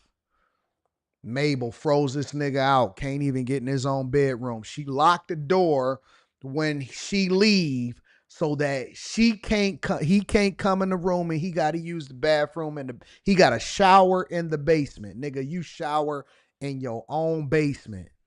You shower in your own basement involuntarily. You can't even come in the room unless you knock 3 times, boy. Freezing you out. You ain't had sex in 3 months. You a 67-year-old rub out king, nigga. You been rubbing them out. You done rubbed out 17,000 nuts. That's what you done did, Jovan. You rubbed out 17,000 jizz bombs. That's what you did. Your stupid mustache that come over your lip, your front lip. Keep talking like this every time you lick your lip. You lick your mustache. Can't even eat a cheeseburger without licking your goddamn mustache. You old fart. You stupid, no sex having, jacking off old nigga. You a nigga. That's what you are. You a old nigga. And you bitter. You bitter because you raised another man's kids and they still don't call you daddy and they don't have no respect for you. You old nigga. You are nigga. That's what you are. Can't wait to put your old ass in a home so you can bother them folks. And when you get incapacitated, they gonna pinch you and you gonna feel every pinch, but you ain't gonna be able to do nothing about it. Oh, you pinch me again, you little bitch. They gonna pinch you every day when you get in a nursing home, you old nigga. Every day in a nursing home, they gonna pinch you on your back ear and you ain't gonna be able to do nothing about it. Oh, you little bitch. You've been evil your whole life. That's why nobody ever liked your ugly nigga ass. Can't wait till they start pinching you. And they're going to leave you in your diaper and your Depends. They're going to leave you for an extra day. Let you piss on yourself. You old nigga. Hold it down. Tell Mabel I said what up. Clear out homeless encampments. I think, honestly, it's terrifying to think of federalization of D.C. Advisory Neighborhood Commissioner Anton Daniels, who represents the Navy Yard area, acknowledges many in his neighborhood have been frustrated and alarmed by the events of this summer. Large groups of teens and kids even younger have caused disruption. Fireworks were thrown on busy public sidewalks. Some teens made their way into residential buildings. But Daniels says he worries about President Donald Trump's threats of a federal takeover. He wonders whether putting the National Guard, FBI, or any other federal law enforcement on the streets would clash with or erode D.C. law. But I don't know what that would mean for our city. I think the MPD, of course, they're not perfect, but they are doing the job that we're asking them to do. We're asking for efficient but also ethical policing, and I think that's what we're getting more of these days. This isn't a partisan issue. This is a public safety issue. Former advisory. So that's what they got going on over in D.C. I don't even know if I opened up the right one. I think I didn't even open up the right one. Where's number 3? Where we at, number 5? I don't even want to go to number 5. That's not even what I meant to play. You got me so off of what I wanted to do that I opened up the wrong thing. So what we gonna do is we gonna go to the one that I wanted to open up in the first place, and we gonna talk about the increased presence in the crime stats that's been fudged over in D.C. Let's spend 10 minutes on it because that old nigga wanted to try to get me off my square. We back. Let's get to it. I'm like, I already played this video the other day. Why I'm replaying this? Right now at 11, new video just into our Fox 5 newsroom. A swarm of law enforcement, including the feds in Northwest D.C. tonight amid President Trump's takeover of the district. This is in the Columbia Heights neighborhood around 14th Street and Perry Place Northwest. Both Homeland Security and Border Patrol were spotted on this scene. We're working to confirm what they were responding to and how many arrests were made. As you see, that very large police presence and federal law enforcement presence. We see all of their vehicles lined up there. A major show of force there in the D.C. streets. Shout out to Call Me. Shout out to everybody in the office that's laughing at what it is that we do. This is what we do every day. We call out the nonsense. Did you see the dude that they arrested? The first guy that they had arrested in the beginning of the stream. You see him? You see him on his Honda dirt bike with his head wrapped up in the bun. Northwest DC. The Hotep Pro whatever. Listen, y'all can sit there and complain. I want y'all out on the streets and I want y'all fighting like Umar Johnson said. They not messing around with y'all. Either you gonna get your act cleaned up, and DC is just the first city. This is gonna be a rollout all across the country, and I'm for it. I'm with it. Either you gonna get your act right, or you are going to be in hot trouble.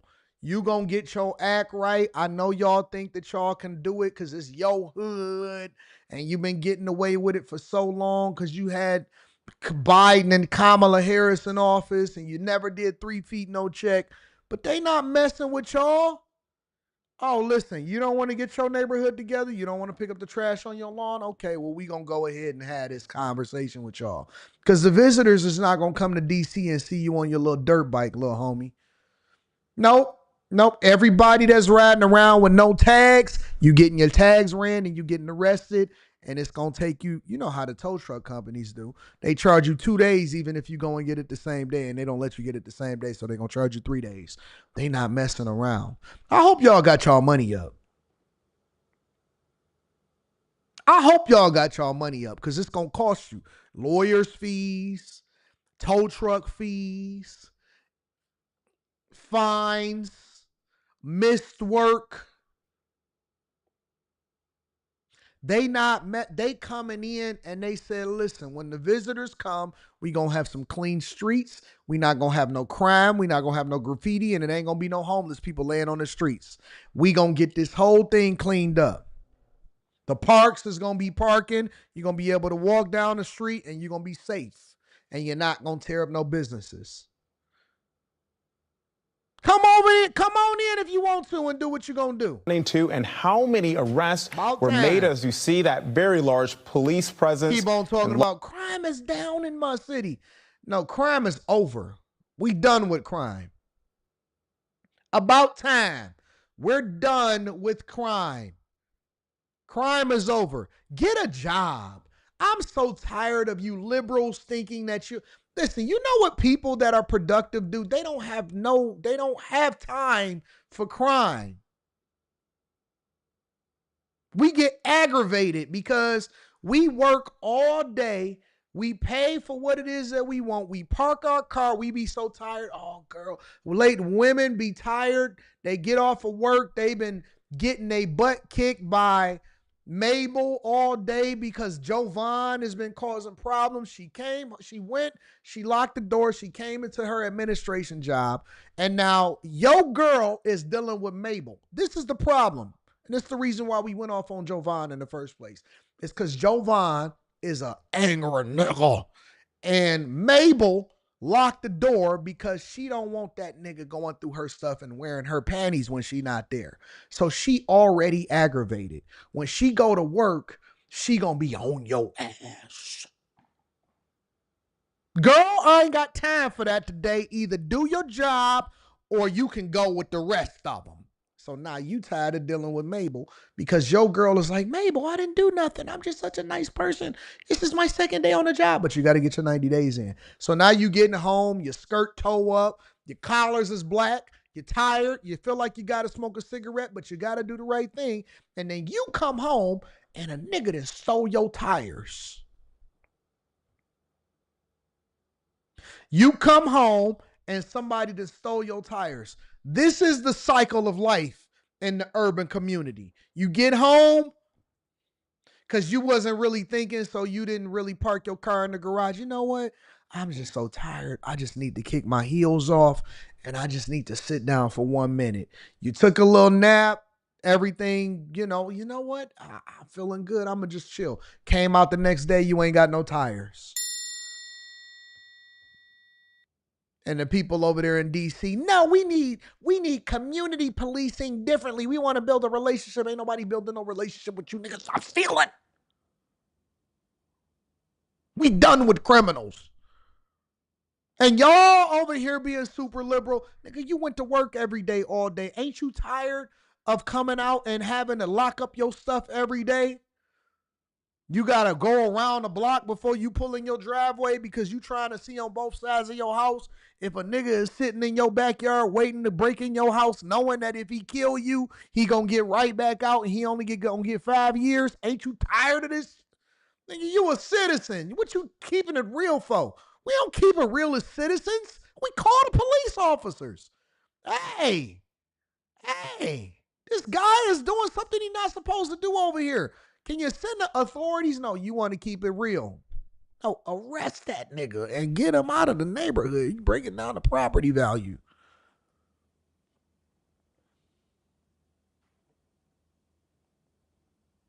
Enough is enough. Gotta keep on catching you niggas. After the fact, after the crime is done.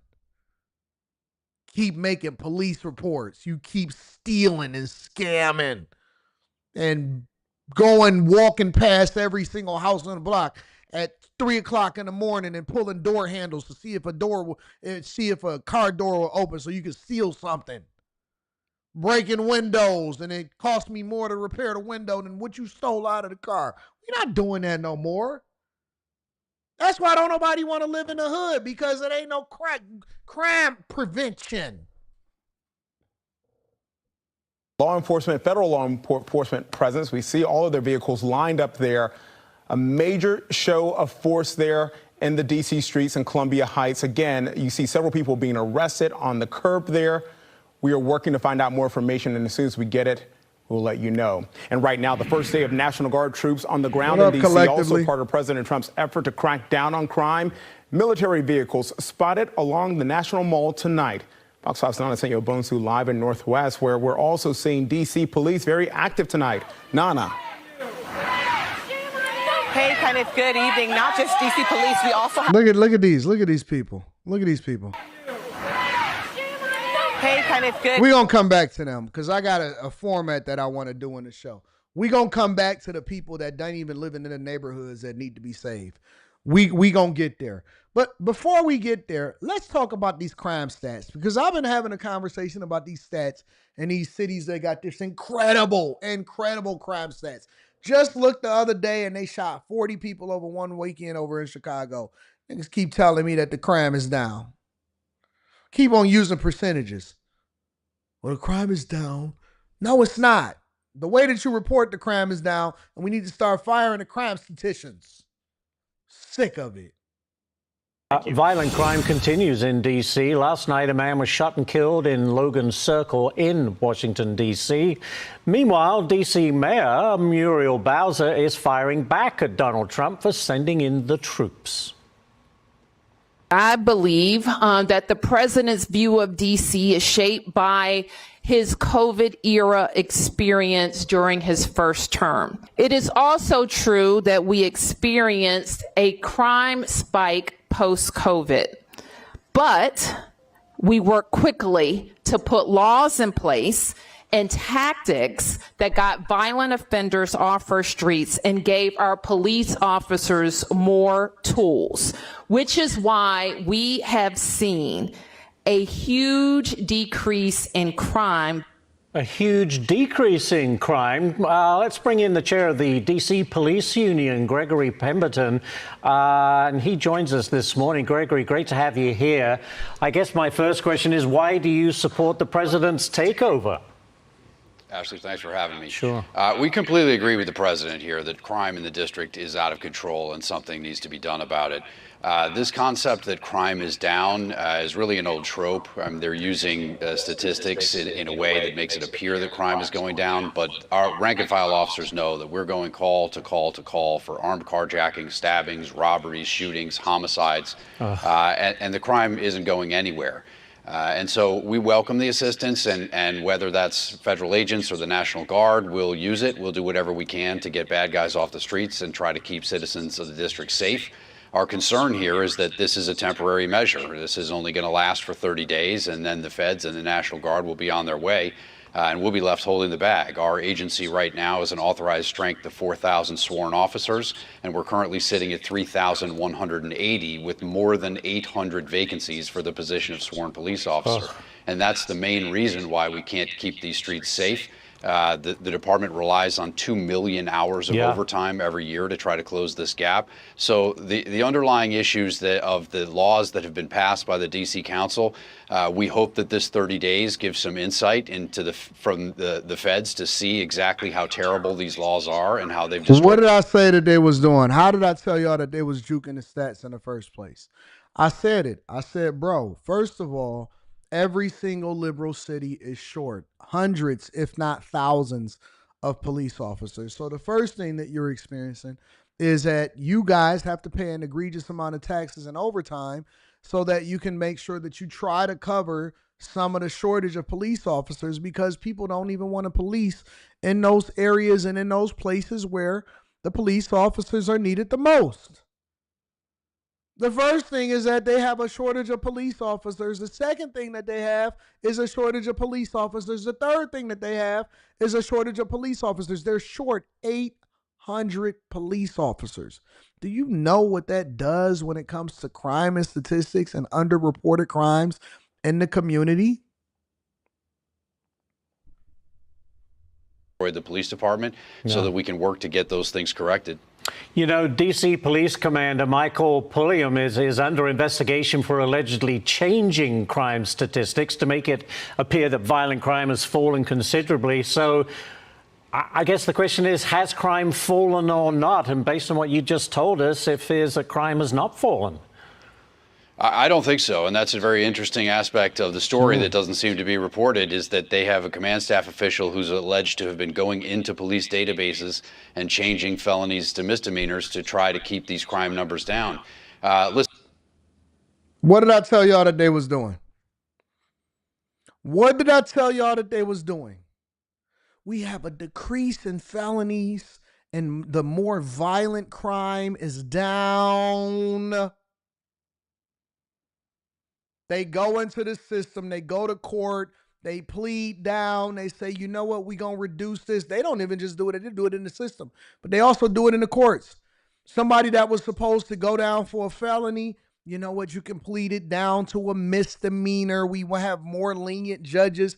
The entire system is designed to make the person that is in charge look good, not actually solve for the issues that's in the community. It's all a lie.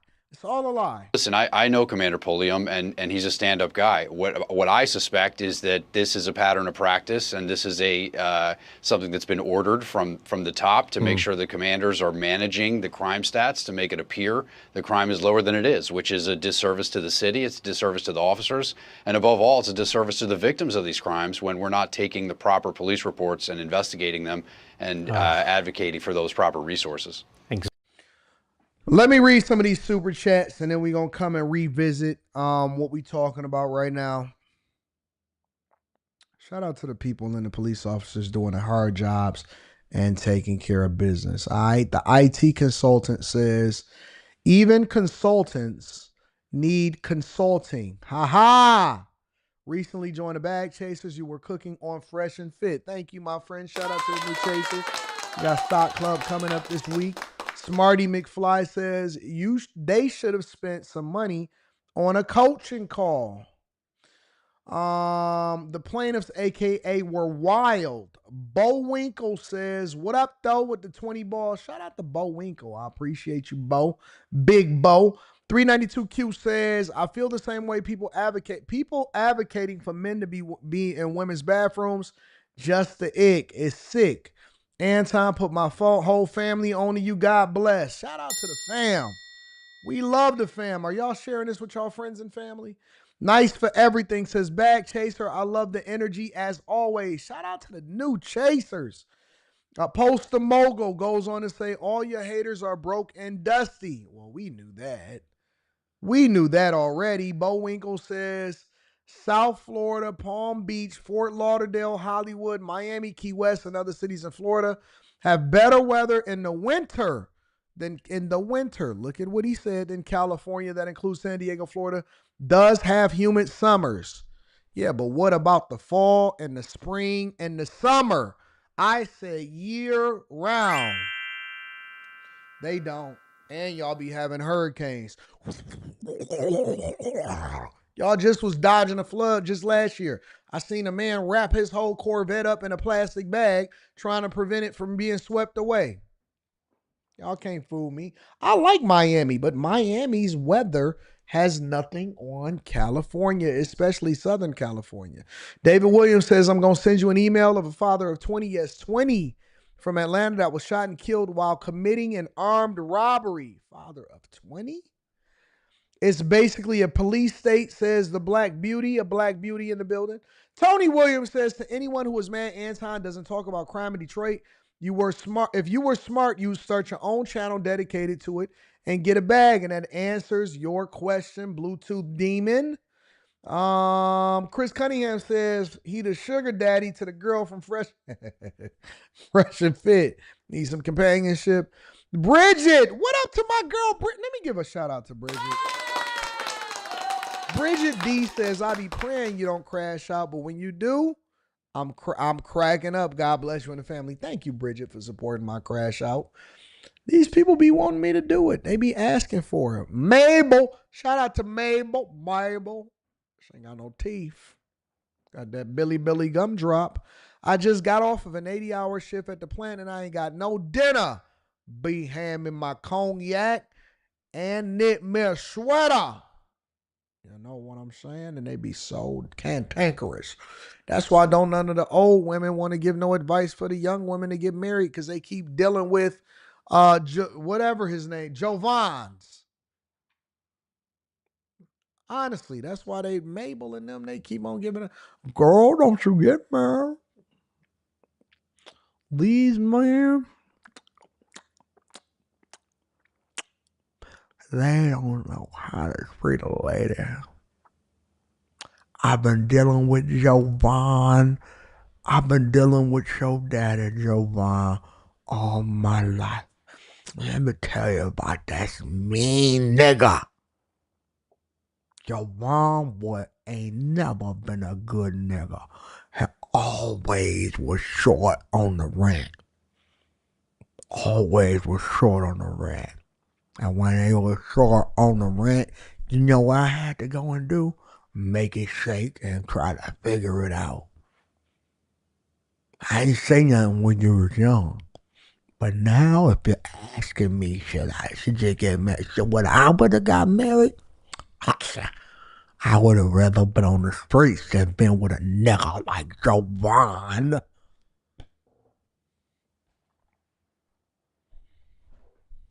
That's why they getting diseases and busting it down in the nursing homes. Because they getting a life that they never thought that they had with you. Ain't got no teeth, but got enough words to cuss your monk out.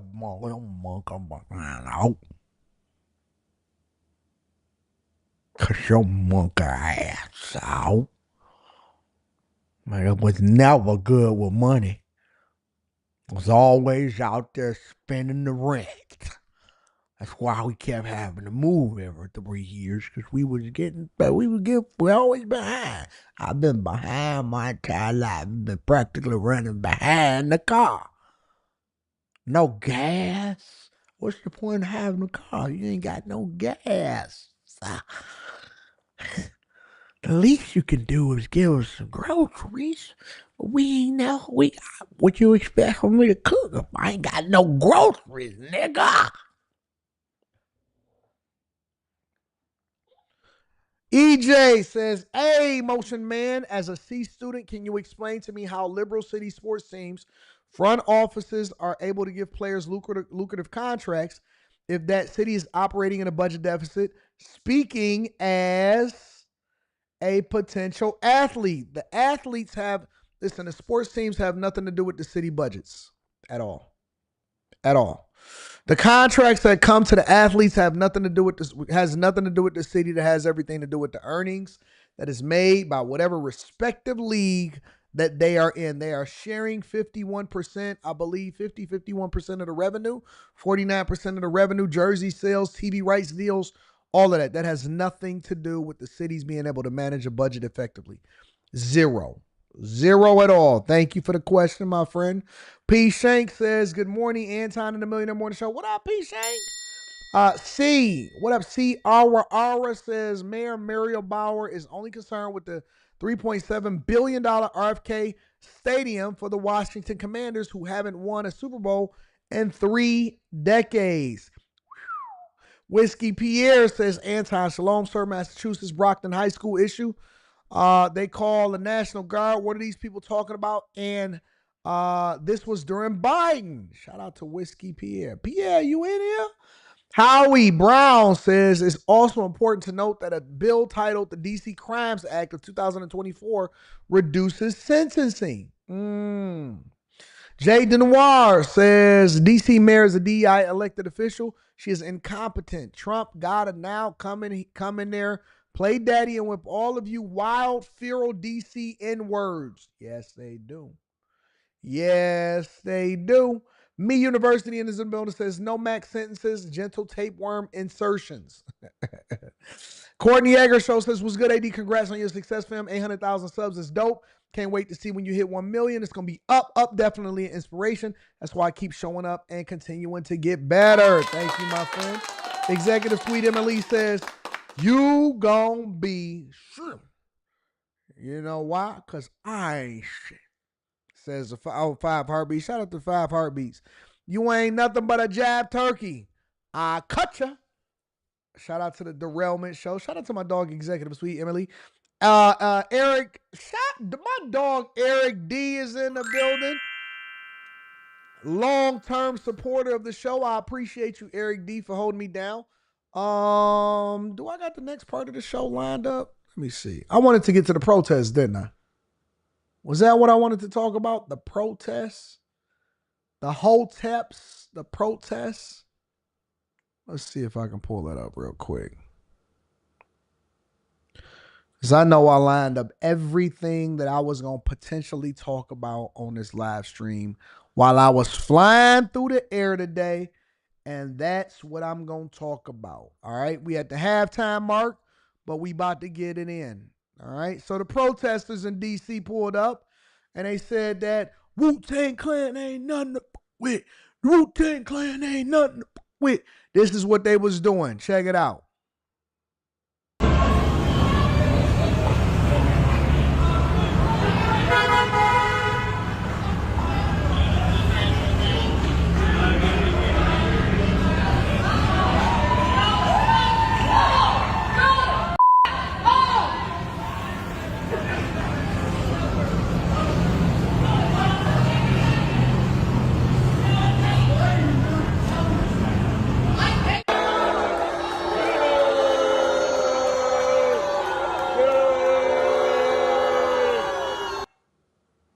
Look at these crazy people, bro. Look at these crazy people.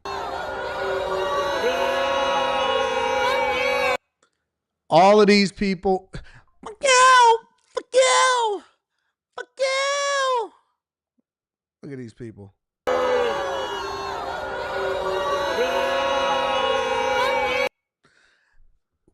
Do you see these people?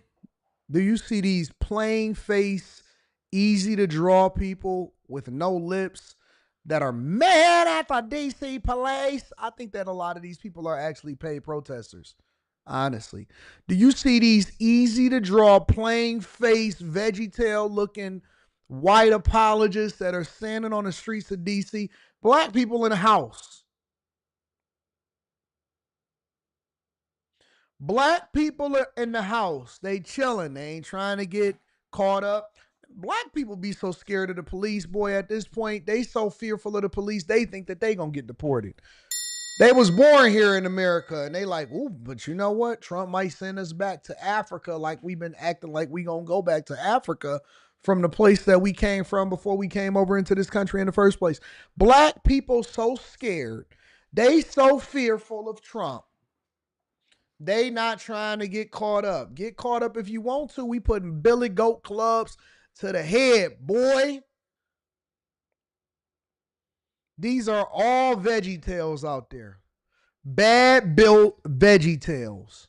Ain't no baddies out there. If you going into the protest of a liberal protest, one thing I learned about liberal protest is that it ain't no baddies. Ain't no baddies out there. Smell like Bologna and wet dog. Fuck you! Fuck you! We are exercising our right to protest, and we're standing on a. We got a permit. We got a permit, and we're standing in our designated areas, and I'm sick of it. I'm sick of it. Why are you in here taking over DC? Fuck you! Cat hair all over their legs. No makeup. Basic teeth. Basic lips. Basic eyes. Basic B's. All down the street. Big, basic squares and rectangle shaped women and sassy men. Boo! Boo you! We're not going to support you. Boo! Nothing worse than a white apologist that is standing on the streets getting mad at the police. Nothing worse than a white apologist with some cat hair and Crocs standing outside with jogging pants. Ain't got nothing better to do. Ain't got no job to go to. Ain't got nothing.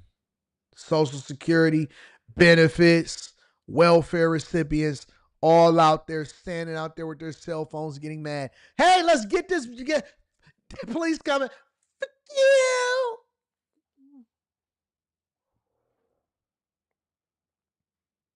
King Philip says Anton is the face of the house slaves. I got you. I feel you. I got you. I got it. It's the racism thing that we gonna lean back into. You know, black people really do need to get some better comebacks. Like, how many times can you say the same thing? You a sellout. You're the face of the you're Steve from Django, face of the white slaves. You're coon. You got to get some better comebacks. Because the thing that I'm going to say about you is going to be so out of pocket, bro. The thing that I'm going to say about you when I get on you, it's going to be so out of pocket. Black people love the slave thing. I think y'all actually crave to be back in bondage. You want to pick cotton so bad, don't you? You cotton picking. You want to be called that. That's why y'all keep on trying to advocate for it. That's why you keep saying racism, because you want somebody to call you out of your name. That's your kink. That's your kink. Your kink is you. And then you know what the worst part about it? It'd be those very same people that have a white girl. Those very same people have a white girl, and then they come to you and say, "What do you mean? What do you mean? I could be pro-black. I don't have to marry black. I could be pro-black." Them same people, they love them some pink. And it don't be no bad pink. It don't be no bad pink either. It be them bad built chicks. Always a snow elephant, an albino elephant that they walking down the street with, kissing. No seasoning and nothing that's being made. Can't cook a lick. But they'll lay there and let you lay your little penis on top of them, and you think that you winning. Black power, you're a sellout. Always an albino rhino that you walking down the street with.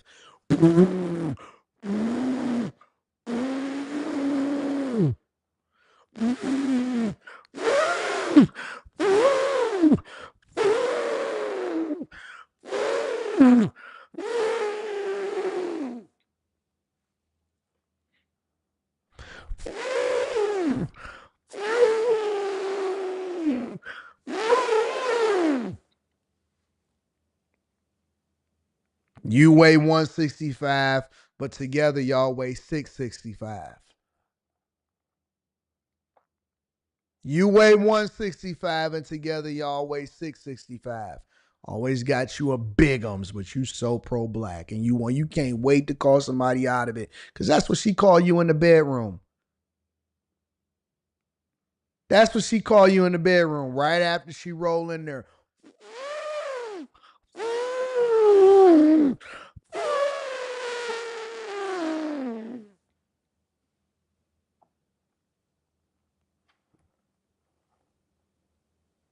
Every time. I wasn't going to do this today. The only thing I wanted to do today was have a good time. You know, I flew in so that I could do the Millionaire Morning Show. And this is what y'all want to do. Y'all don't want to have constructive conversation. You want to go back. You want to go back and forth with me. With your big rhino sitting next to you. And the elephant kids.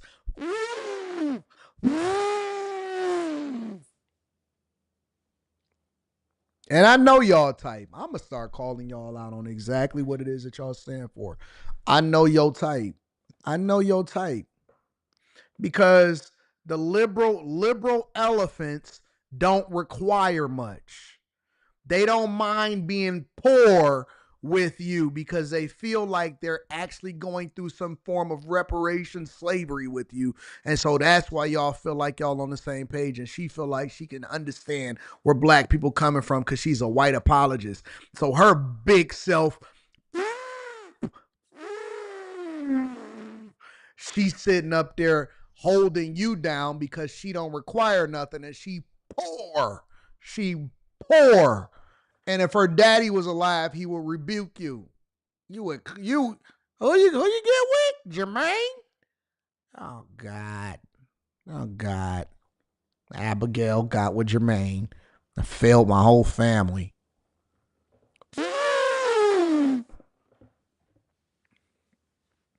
All they kids all they kids got them big legs. You know how it's big at the bottom? The bottom of the leg is the same size as the thigh.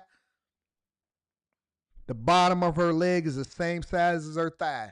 That's the type of chick that you laid up with, but you want to call somebody out of their name. Keep on calling me out of my name. You the house slave. You stupid fool. Look at her. There's no black people out there.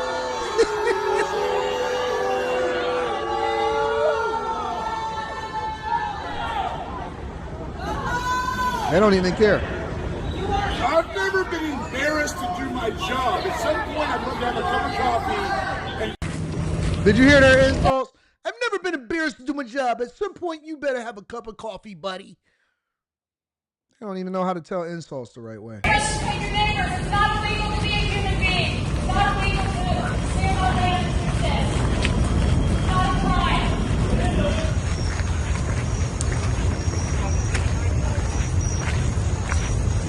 Look at her. Look at her.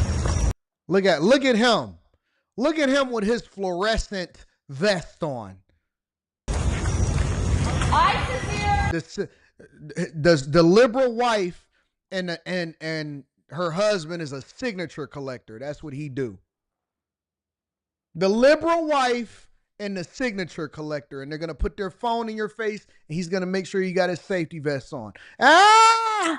And I'm sick of you guys, and I'm going to record it. And then they're going to get on TikTok and say, aren't you guys fed up? Aren't you guys mad?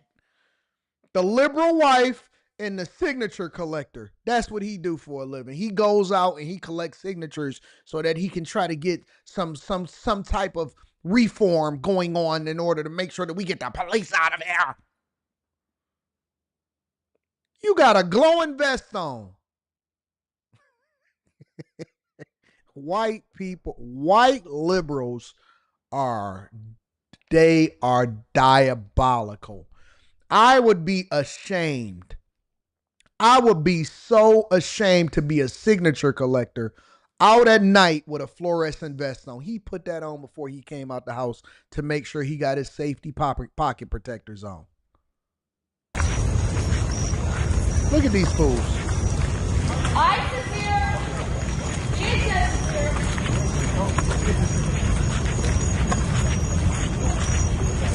Following the FBI while they doing their jobs.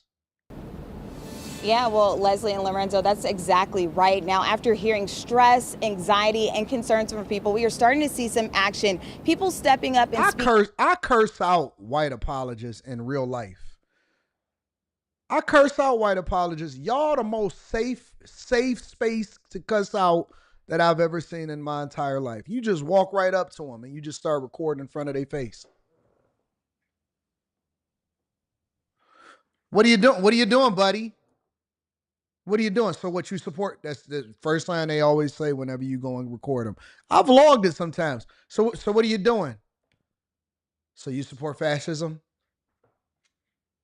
You support authoritarianism in this country? The atrocities that's happened to your people, that's what you support? You feel so safe cussing them out. Shut the fuck up, bitch. Just cuss them right on out. Who the fuck you talking to, nigga? You could just say anything to a white liberal apologist. What the fuck you talking to, nigga? You could just straight up just go ham. No fear. No fear, because they don't believe in guns. They don't believe in They believe in getting assaulted. They can't wait to get dragged. They want to be slaves so bad. They want to relive the 40s and the 30s atrocities that happen to black people. You have no fear of a white liberal apologist of what is going on in this country. They want to get, they look at, hit me, I'm so tired of it. And they not going to call the police because the police is the thing that they protesting against. And so they just want to be dragged out. Oh, God. Can't believe it. I'm standing up for black people and fascism. So safe. You're a safe person to cuss out. That's how we look at you. We don't look, even the black liberals, they be tired of y'all. Because right after y'all get done protesting with them, they call you a Karen. And it's always the blackity blacks that's in alignment with them. Usually it's a white apologist and it's a black woman with dreads in her hair. It's always a black woman hand in hand, side by side with them with dreads in her hair. And she's always going to be the speaker. She's going to be on the one that's on the megaphone. Hold it down, no police. Hold it down, no police. Hold it down, no police. Hold it down. She ain't got on no makeup, chocolate face ashy, ankles ashy, and she poor just like the rest of y'all. You got a type. You a prototype. You a veggie tail. That's what y'all are. Speaking out about this federal takeover. Now, tonight we are in the Gallery Place Chinatown area where we saw federal agents about 3 hours ago, but within the last 10 minutes, 2 blocks over along G Street, we saw federal agents again. A lot of them were stopping cars, but we didn't see anyone taken into custody. Meanwhile, right behind me at the train station, we see Metro Transit, and also we have seen DC police up and down several of these blocks within the last 10 minutes Marvel, or so. you say. Now, a lot of people say their feelings are Marvel. intensifying after seeing all of this action taken, but also after hearing President Donald Trump speak up and say he would like to extend the initial 30 days for this federal takeover. We're going to want extensions. I don't want to call national emergency. If I have to, I will. Day 3 of federal law enforcement agencies operating in the district. And President Donald Trump already says he believes Congress would approve an extension of the 30 days under his invoked Home Rule Act. People are feeling safe already. I've had so many calls. Thank you, sir. Thank you.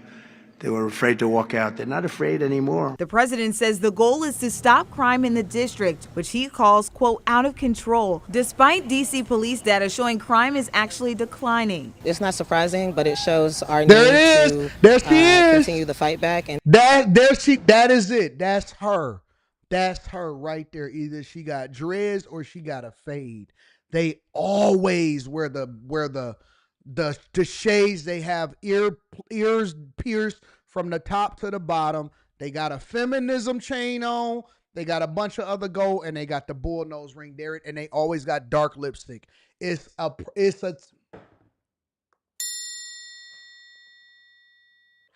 there it is. There she is. If you see her going down there, boy, she's right there. She's at the forefront of the movement. And make sure I got my clipboard. There she is. That's the liberal woman that is the leader of white people, white liberals. That is it. Every time. Sometimes they have the Dwayne Wayne glasses that flip up from a different world. That is her.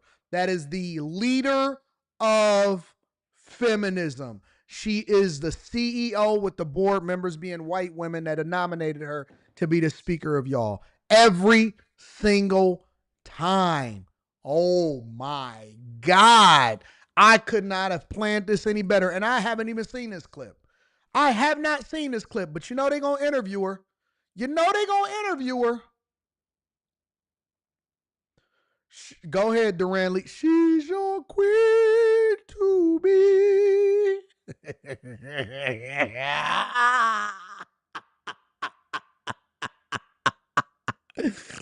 Oh, look at her. Why do y'all do this? Why do y'all have how come y'all don't be like with that mindset with normal looks? Good gosh. to really come together. And D.C. residents like Kristen Bonner aren't Look at pleased. this. Ain't no power like the power of the people, because the power of the people don't stop. We just recognize the time and the moment and Ain't no power like the power of the people, because the power of the people don't stop. Ain't no power like the power of the people, because the power of the people don't stop.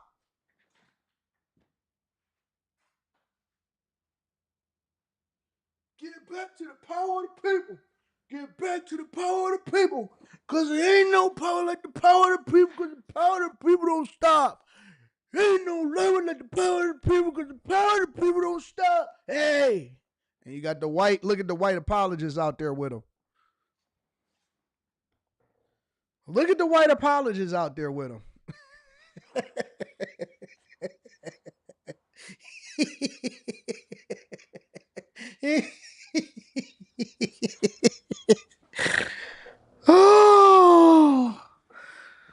Oh my God. This is so dumb. I don't know how I got here. What is happening? How did we get to this point?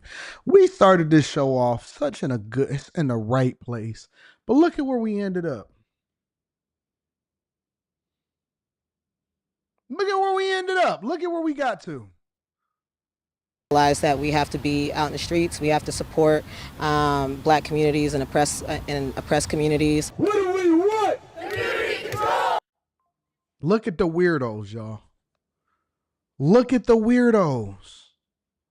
Look at them, guys. There they are. Fairies, weirdos. What do we want? Speed and sport. They all look the effing same, bro. This is the perfect freeze frame for what we gonna see, y'all. They all got liberal arts degrees and African gender studies. I wouldn't even want to be a part of this group. I wouldn't even want to be called a Democrat. I wouldn't want to be called a liberal, because this is what they're gonna look at you as. Oh, okay. All right. I see what you are. I see how you rock. All of them is just weird. They just weird.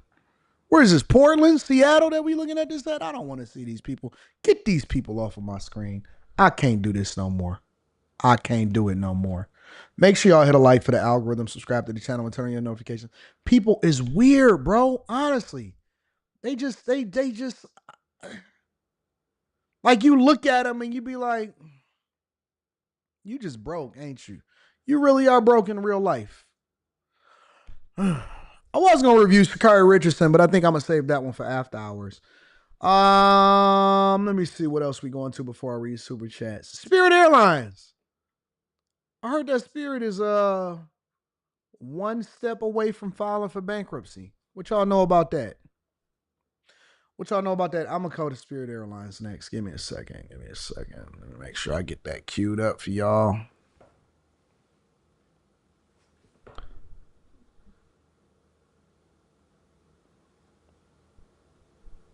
Let's read some of these super chats, y'all, before we get into the rest of the show. I'm sick of y'all. And so y'all always do this to me. I'll be trying to have a good day. James says, I'm a National Guardsman in Virginia, and I agree with what's going on in D.C. because I work a blue-collar job, rigger crane operations. Wow, you do a good job. You got a really good job. And sometimes I work at night in D.C., and it's not safe. This was going to happen eventually. Not if Kamala Harris would have got in office. Tony A in the building with a couple of super chats says, uneducated Marion Barry was a chaos of this. Wasn't Marion Barry like a drug fiend or love prostitutes or something? DC land owned by the Feds, Home Rule Act 1973. DJ Ace Productions is in the building, says you cannot make this up. That's a fact. My girl Kay Cooper and What Up Though says, my coworker just asked, why you always laughing, Miss Cooper? I said, Anton Daniels on the Millionaire Morning Show. Talk to her. Which doctor says, Anton, I sent the Robotics Expo info to Gmail. Let me know if you received it or favor a different address. Thank you. All right, bet. Now, the Gmail is cool. All right, y'all ready to get into this business? We got to talk business talk.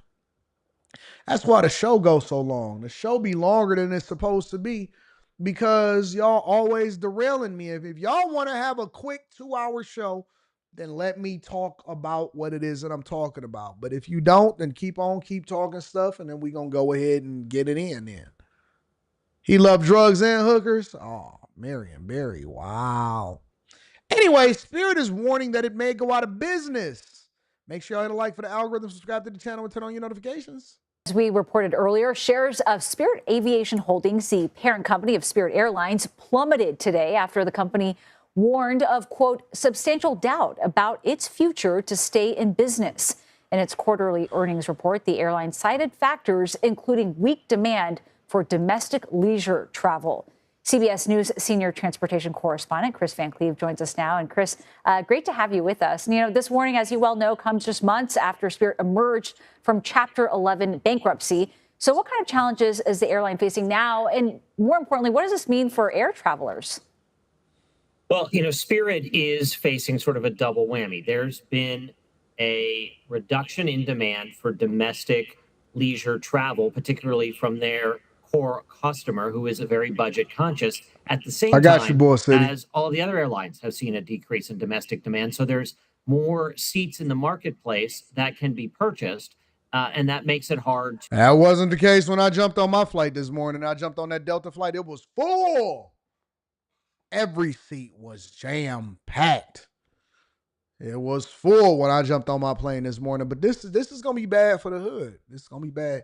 You know who's going to suffer the worst? Passport bros. Passport bros, y'all going to catch it, because that means that the price of the brick is going up in order for y'all to get over there to Sasua. Yeah, in order for you to pay for that young kitty cat getting over there, direct flight back and forth to Sasua. I heard the whole plane don't be nothing but black men. Couple white snow bunnies sprinkled in. Snow bunnies, they move on. They try to find another spot where it's not as many black men that they got to compete with. It's going to be rough for y'all. Everybody that's trying to go and catch a trip down there to Miami, you know what? I only want to spend a little bit of money so I can catch my Carnival cruise. I'm not staying overnight. We just going to sleep in our cars.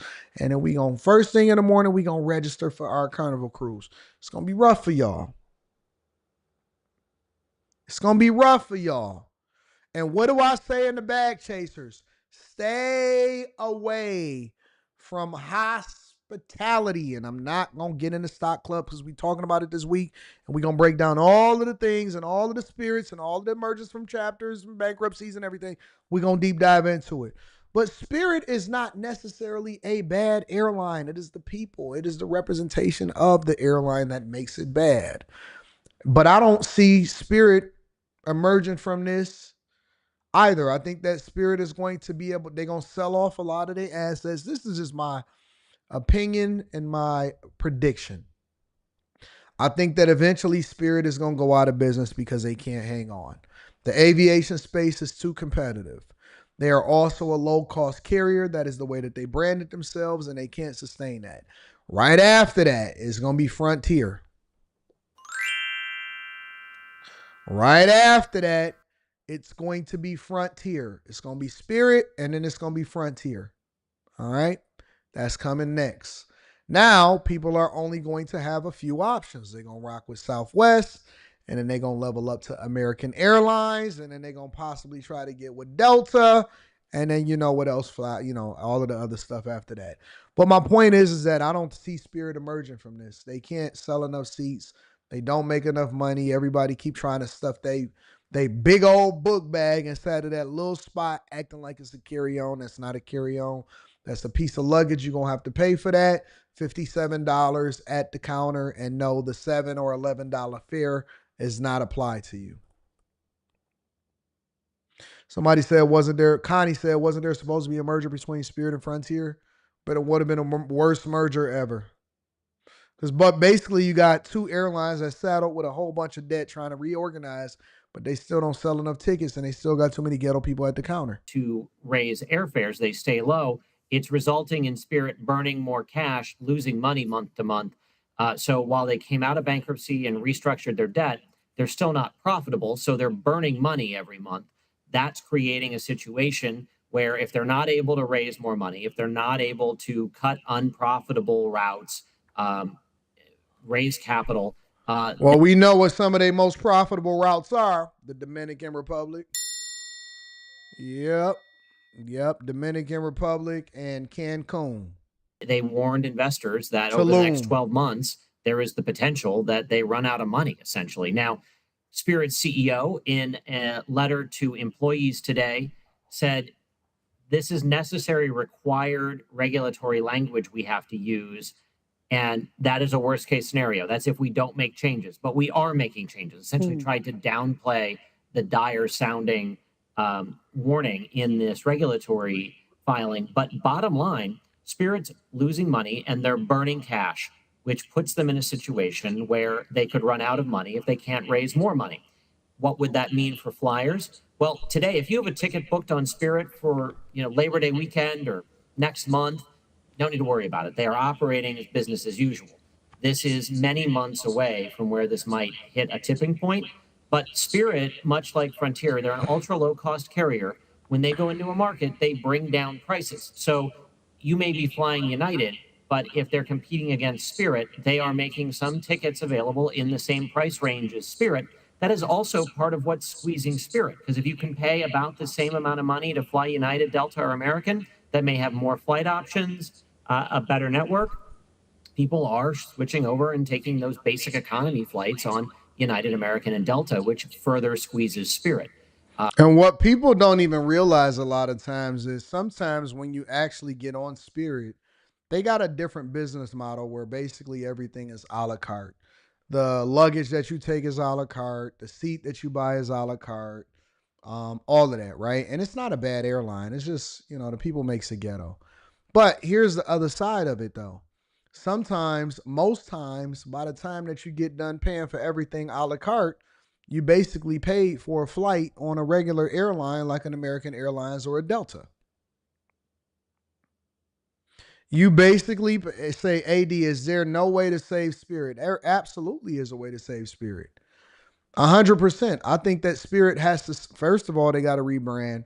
And that takes a longer time. That's the longer play, in my opinion, to rebrand away from being a low cost carrier. The second thing that you got to do is you got to start investing in infrastructure. You got to get the lounges. You can't compete, the Centurion Lounge, the Delta Lounge, all of that stuff. You can't compete against that. And so they don't have the infrastructure. They don't have the branding. Also, they can't be a low cost carrier, right? Because a rising tide lifts all boats. So the first thing that they got to do is they got to start competing against their direct competitors who is more cash rich and their planes are filled because people expect loyalty. What people don't understand is that people pick Delta not just because they got a better experience, but the majority of the people that pick Delta, you know what they got? They got that bag tag on their stuff that says Diamond member, medallion. And so you be racking up them points. They gamified the whole thing. And then they got the lounges. Hey, we got the credit cards. If you got the reserve card, then you can get into the Delta Lounge, all of that stuff. And so it's a lot more to just low cost carrier and all of that. Hold on, somebody at my door. Give me 1 second.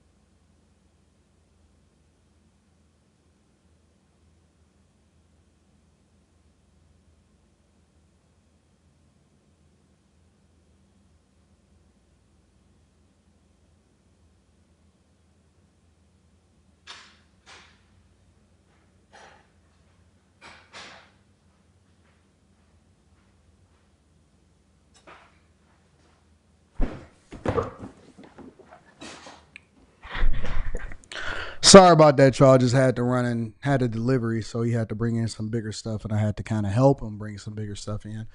But to get back to my point, I just don't think that Spirit can be saved. I don't think that Spirit could be saved. I don't think that it's a I don't think that it's a thing that people can come back from, personally. I don't think that they can be saved. I think that they can try to hang on. I think that they could probably prolong the inevitable. But between Frontier and Spirit, I think that it's going to be 1-2. It's going to be a 1-2 punch. Honestly, I think that it's going to be a 1-2 punch. I don't think that they could be saved. I think that eventually they're going to go out of business because the other carriers can match their quality, reliability. They can also match their pricing. And so it's hard to compete when you got a choice to make between Spirit and American Airlines flight, where you also can get the credit card and you can get the loyalty points.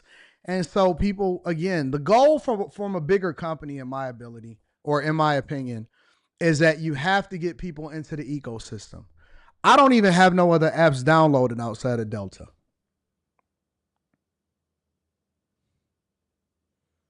I don't even have no other apps downloaded outside of Delta, right? Like, why would I even consider? Sometimes, just to be honest, I'm going to be absolutely transparent. Sometimes I might even book I don't even check the prices of other carriers just because I'm used to flying a specific way. You got to rebrand before you file for bankruptcy. You can't start rebranding after you file for bankruptcy thinking that people are going to start looking at you differently. You have to rebrand, in my opinion. And it doesn't also mean that somebody can't buy them. But the airline industry, in my opinion, is notorious. And when I say notorious for being in debt, interdependent on the industry, interdependent on travel, interdependent on whether or not tourism is going to be popping in one place or another. And their capital and their startup costs are huge. Keeping planes in the sky, dealing with pilots and unions in order to try to get people more money, delays, weather delays, and all of that. Hospitality is notoriously bad for being a space for places to thrive. Honestly, I'm just keeping it 100 with y'all. Two big businesses, a budget airline and a former photography great, well, they're warning that they could go out of business. KTLA's David Lazarus has the details. Hey there, two well-known businesses have warned in regulatory filings that they may not be long for this world. Discount carrier Spirit Airlines, just months after emerging from bankruptcy, says that weak domestic demand and dwindling cash reserves make its future uncertain. Spirit's likely going to get through this, but they will possibly be acquired by a larger rival. Yep. A cloudier future awaits Eastman Kodak, the company that once owned the market for camera film. Now the 133-year-old dinosaur is telling investors that it is saddled with up to $500 million in debt. They done has too. No idea how it's going to keep its creditors at bay. Kodak is a classic example of a best-of-breed business being elbowed into obscurity by changing technology. Simply put, Kodak tried but failed to transition to digital photography, and now, well, it has very little to offer shutterbugs. Kodak's misfortune serves as a cautionary tale for investors who might now be pursuing AI or crypto riches. Look at it like this. One day, Paul Simon is singing about how cool you are. All of these legacy companies are going away.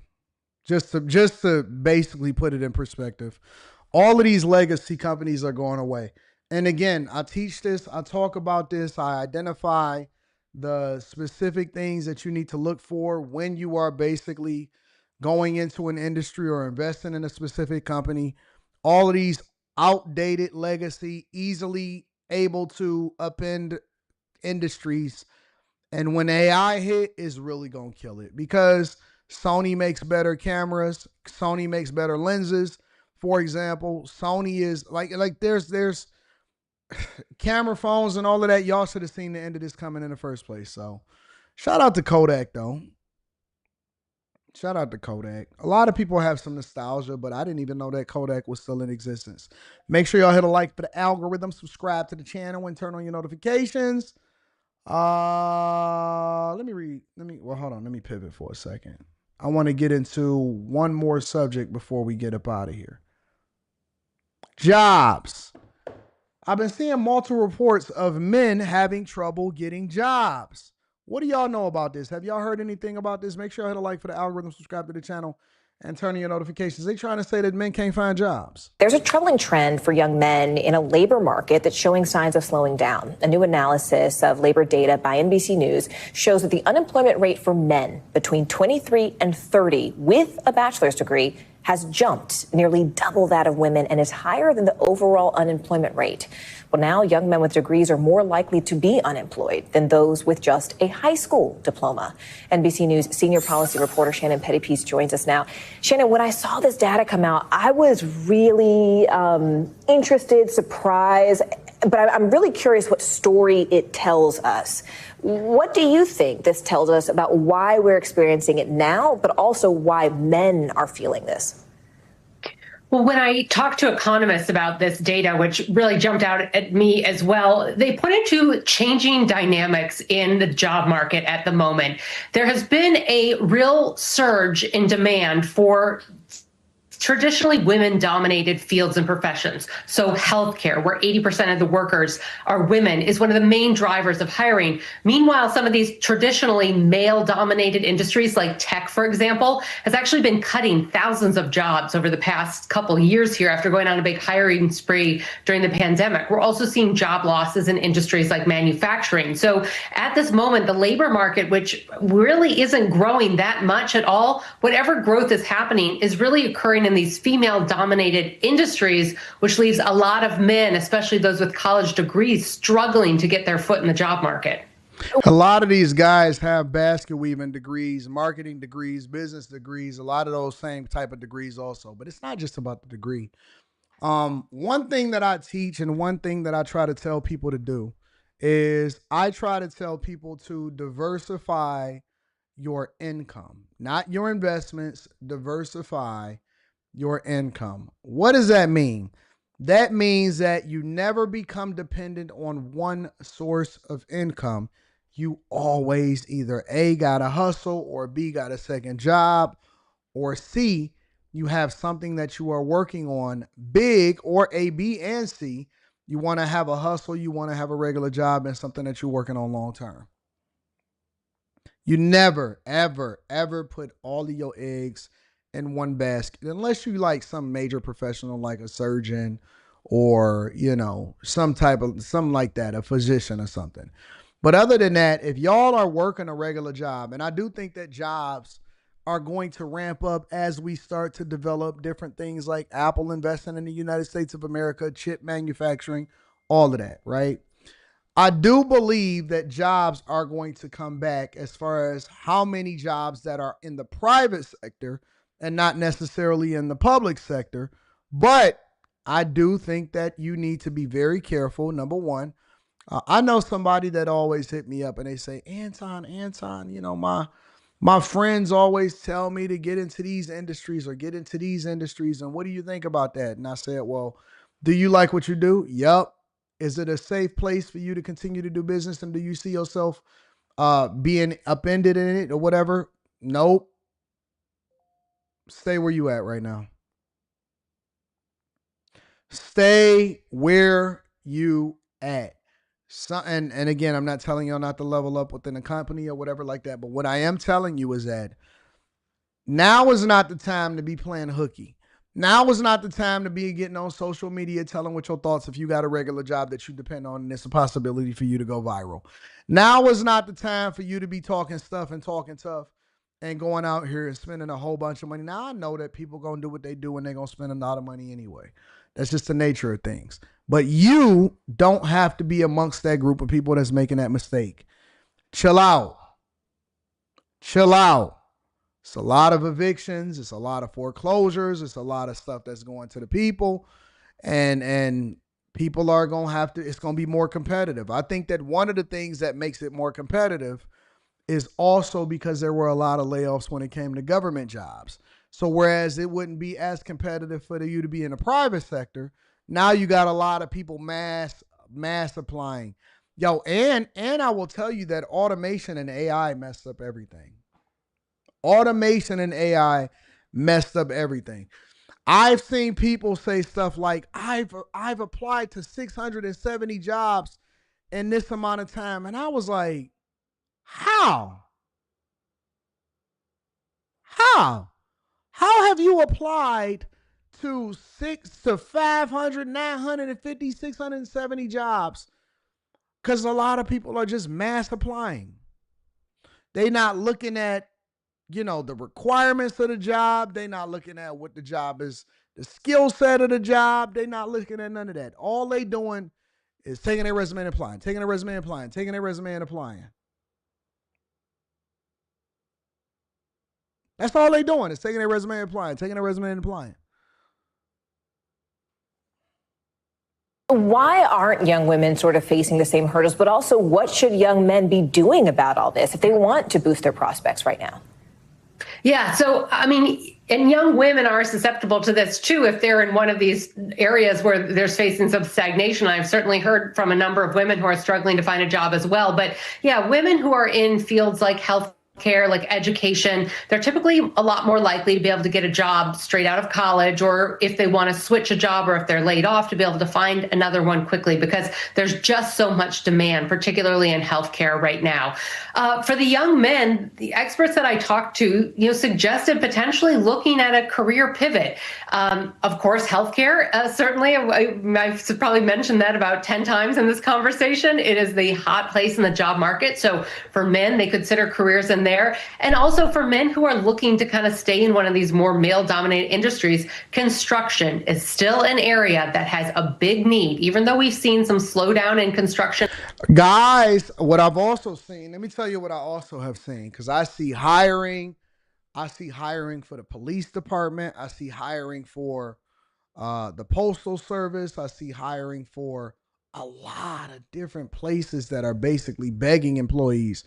You know what I've seen? Also, if we just going to be 100% honest, I've seen a lot of people don't want to do the jobs that's available. Eric D, it's not even just corporate America. People don't want to do the jobs that's available. They don't want to get into construction. They don't want to get into trades. They don't want to do the harder jobs. They don't want to work with their hands. Most people got spoiled, and they got spoiled working from home, relaxing. They just want to play PlayStation all day. They don't want to get involved. They don't want to do none of that. They don't want to do none of that. People don't want to actually do the work, or they don't want to get into an industry that, that they'll have to continue to keep up with the technology. Even if you go into software engineering or something like that, you can't just stand still and just do that job. You still got to increase your skill set. You still got to keep getting certifications. You still got to continue if you want to stay in that particular industry. It's a lot of lazy people. It's a lot of lazy people, and they be turning down the jobs that they don't want, and they be chilling, and they trying to relax. If we just gonna keep it, if we just want to be honest, it's a lot of people that just don't want to do the work. People ain't trying to do construction. People don't want to be, they don't want to go into a different industry or nothing. People ain't interested in none of that stuff.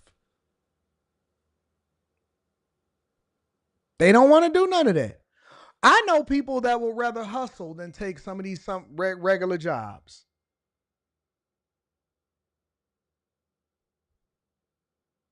I know people that would rather hustle. And boy, I see a lot of women begging right now too. There are a lot of women. I get the videos all day long. They need to change TikTok into Big Talk. They need to change TikTok into Big Talk, because these people are begging on the end. Oh my God. Me and my son. And then you see the baby seat in the back and some little leg kicking in the back.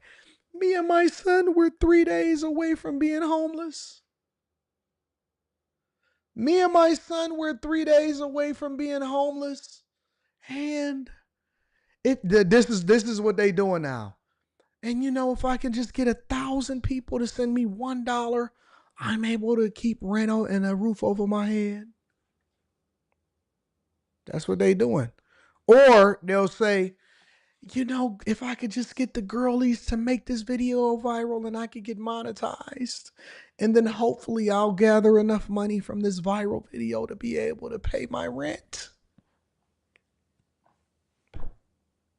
Or they put out that type of video when they put on a tank top and something succulent where their nipples is poking out. And then I'll look in the comments. I look in the comments for those type of videos. And it's always a guy. Always some guys in there that's like, not every man is toxic. Because they'll be like, oh man, I got kicked out of my house and my child's father, he left me. And it's always a simp. Every single time. Not all men are toxic. DM'd you with the hearts emoji.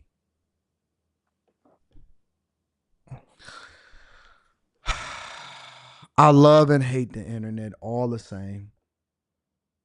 Not all men are toxic. What's going on, Queen? Oh my God. Man, that's crazy. You make my eyes hurt. You shine so bright. I said, what's going on with these niggas? Like, is this the new play? Y'all downloaded TikTok as grown men so you can be in women's comments. Comment. Oh my God, Queen. Grand Rising, Queen. I don't look at most of this stuff as anything other than dating platforms, to be honest with you. Instagram is a dating platform for the way that most people use it. TikTok is a dating platform for the way y'all done stole that from the little kids. They ain't got nowhere to go. They used to be doing dance videos. Y'all stole it and started trauma bonding and making it a dating app. Y'all stole it, started trauma bonding, and making it a dating app. Some of y'all, come on, let me get to it. Let me get to the real thick of things. Some of y'all look at the women that's in the chat. Oh, you didn't know that I knew what the play was. Some of y'all look at the women that's in the chat and y'all go and try to find them on Instagram and then y'all try to hit them with the friend link. Yep, that's what you're doing. You try to find them on Instagram. You try to find them on the Facebook, and you try to hit them with the friend link. Hey, why you not accepting my invite, my request? Why you not accepting my follow request? Yeah, you didn't know I knew what you was doing, did you? I know what y'all doing. As soon as you see a woman that's pretty, you go and click her profile. I want to come and try to find her. Y'all hunters. Y'all be out here really trying to figure out what's what and who's who. Stay out these girls' DMs. Stay out of these girls' DMs. What's going on, Queen?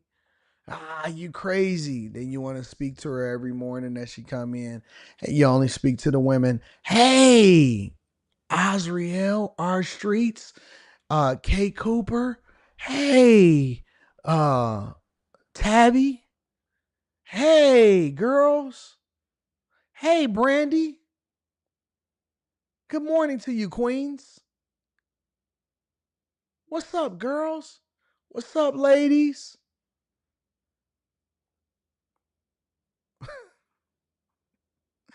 One thing about what's up, OG Rihanna? Is that what they say, OG Rihanna? Oh, you know OG Rihanna gonna hit me up. She gonna let me what's going on. They be doing it to me saying I seen you on AD's live.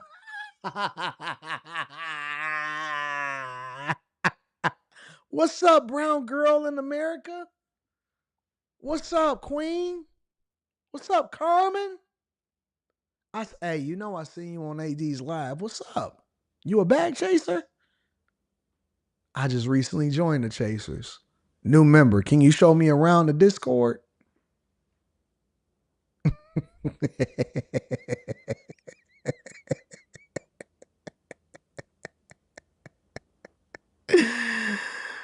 Marva.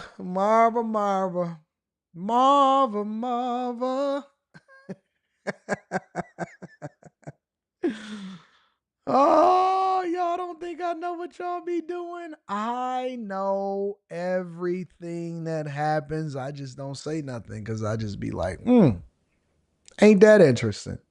Okay. Desiree, and the ladies be telling me too. That's what y'all don't know, April. April. They don't know that y'all be telling on them to me. Y'all be coming to me, Anton, Daddy Anton. I don't know if I could say this. Y'all don't know. Listen, the ladies, my girls, they tell on y'all to me. Anton, I don't know what to do. How should I handle this?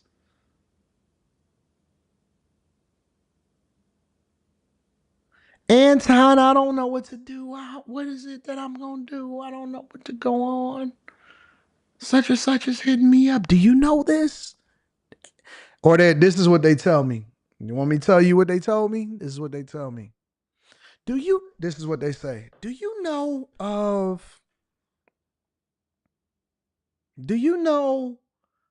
this person? And I'll be like, I think I've seen them in the chat pretty regularly. Well, I mean, they what? They contacted me. They tried to hook up. I said, what? This what we doing? This what we doing, April? Is that what's happening? Is that what we doing? That's what we doing. We doing hookup talk. Hook up in Anton's Millionaire Morning Show chat.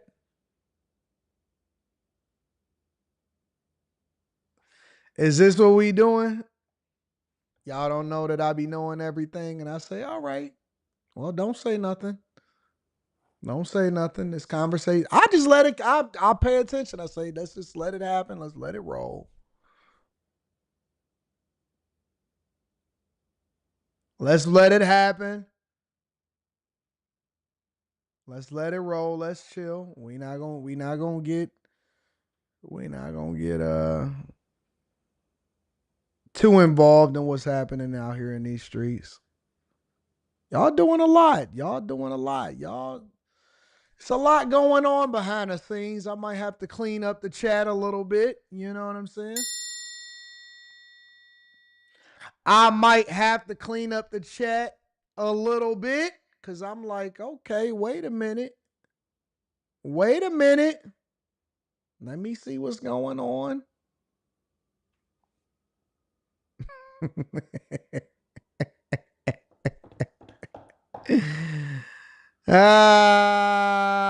AD, when you having that next meetup, big dog? I need to get my tickets. Oh, yeah? Where you staying at? Well, hold on. Let me find out. Hey, OG Rihanna, where you staying at?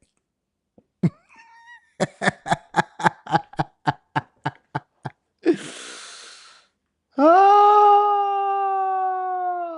man. Y'all real friendly.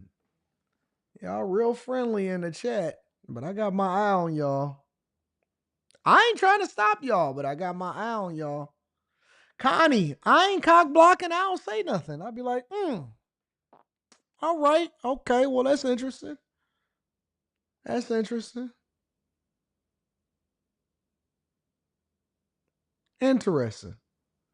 Eric D, I don't say nothing. I just be paying attention.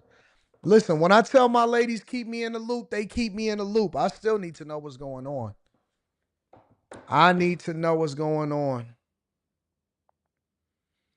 Somebody wants my attention. Somebody wants my attention. Somebody wants my attention. Somebody wants my attention. I see you want my attention. Niggas be swinging on my nut sacks. If you a grown man, you gotta get off my nuts, nigga. You can't keep looking for my attention if you a grown man, dog. If you a I just got back into the studio, so y'all gotta give me a little bit of grace. If you a grown man still trying to get my attention, nigga, I get off my nuts. Get off my dick, nigga. Get off my dick. Get off my nuts. You can't be sitting there, keep on begging for me to acknowledge you, my nigga. You been typing in the chat all day. Niggas trying to get me and to pull up my shirt so they can see my imprint. Look, he's still typing. He feeling. Y'all want to know who it is? This is it. Hold on, let me show you him. This him. This is him. That's him, y'all. That's him. Another no profile picture having on my nut sacks. Been sucking on my dick all day. Hanging on the threads of whatever's growing back after I shave my nuts with. Hanging on my nut threads. Niggas is hanging on my nut threads. Niggas want to be on my nuts so hard. I want to be on my nuts so hard. They want to be on my nuts. They want to get my attention. Hey, man, I want to stand in you. I stand in that. Nigga, get off my dick, bitch. Nigga, you want to get my attention and show up with a hoe, nigga, and then test me to take her, and I'm going. She going, nigga. She going. Get off my dick, nigga. That's what you need to do. Stop jocking, nigga. Go get you some pussy, nigga. Stop trying to debate. Stop chasing niggas to debate. I don't like you. You a grown man, nigga. You above the age of 18 trying to get my attention, nigga. If we can't get no money, I don't want to talk to you.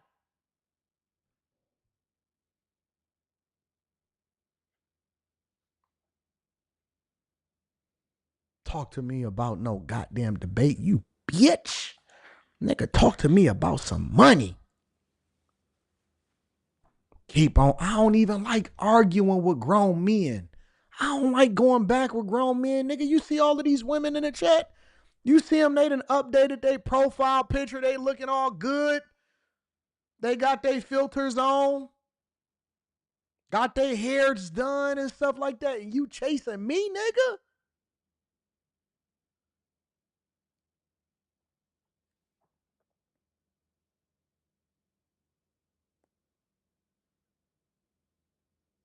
Trying to get some money. Trying to talk to no grown men. I'm just saying, what we doing? Let's reset. Are we chasing the hoes and the money, or are we chasing a man? Come debate me, nigga. You. I don't like it when niggas is too. Cause then honestly, bro, I gotta get this nigga up out of here because that's borderline gay date chase. Honestly, that's like gay date chase. Like, I don't want no man, I don't want no grown man stalking me. Where you at? Where you coming from? Hey. I don't like that. Honestly, bro. I don't like that. Like, I don't want to be chased by no man. I want to be chased. I like the ladies to chase me. Ladies. Ladies.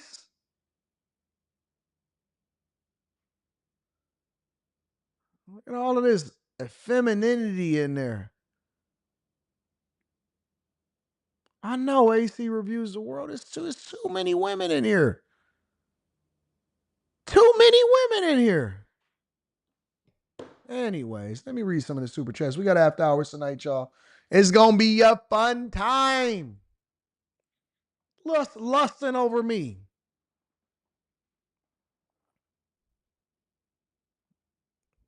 Making me start. Do you know that's why I started untucking my shirts, right? That's why I start untucking my shirts, because I started getting uncomfortable. Like, is these niggas watching my ass as I walk by something? Why they keep on chasing me? Like, it's one thing to show love and stuff, but it's another thing to chase me like some harassed, scorned woman. I start walking like this. Dog.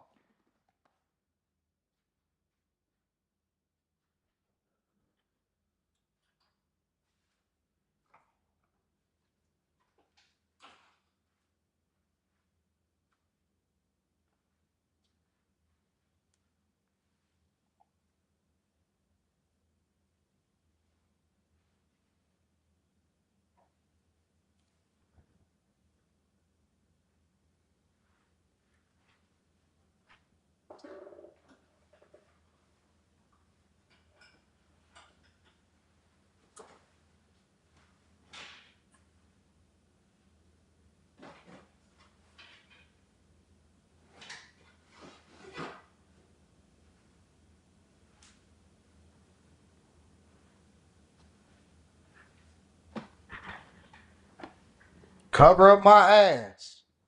No, what's wrong with these niggas? These niggas want too much ass. We are overstimulated. I got it.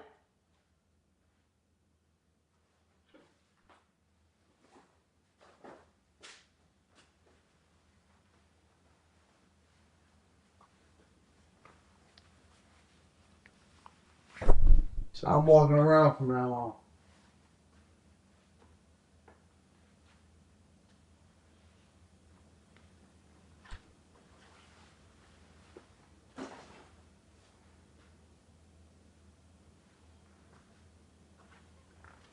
Niggas a little too friendly with a nigga. Hey man, I need you. What do you mean you need me?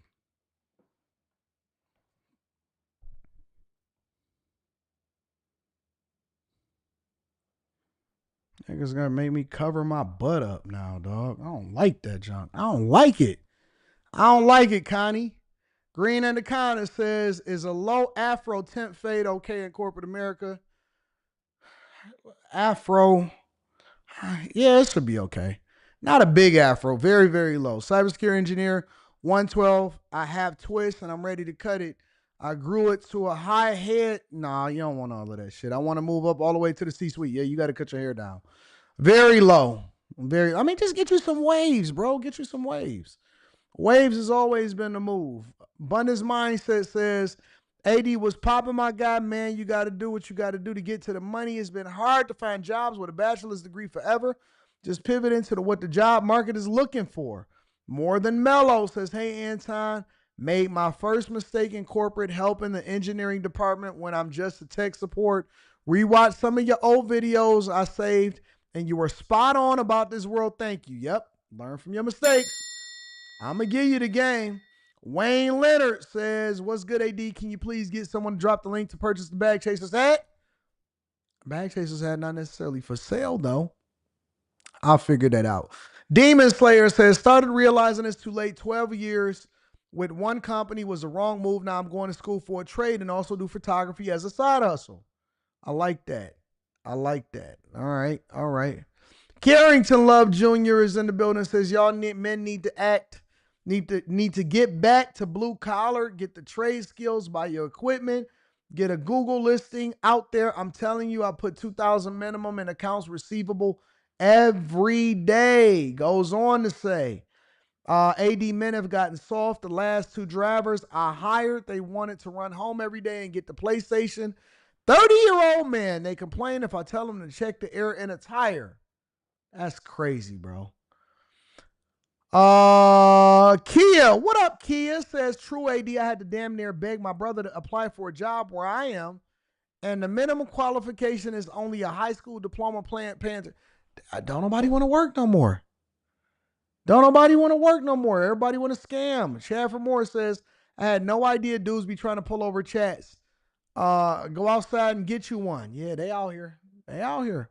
Orlando Williams says, in Miami for my girl's birthday, and it's dope, but the whole city needs to be pressure washed. I'll be back though. What part of Miami you in? Carrington Love Jr. says, okay, AD, I'm fining you $5,000 for that move you did when you just stood up.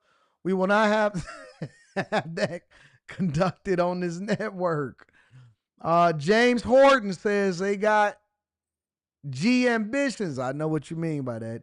Not life-changing ambitions. DJ A says untuck should be this episode title. Man, I'm untucking my shirt all day long to cover up my butt, man. I don't like it. I don't like it. I don't like it. Anyways, I love y'all. I appreciate y'all. Thank y'all for tuning in for the Millionaire Morning Show. We back right here tomorrow morning. But also on top of that, we got after hours tonight. I love y'all. I appreciate y'all. Hopefully y'all entertained.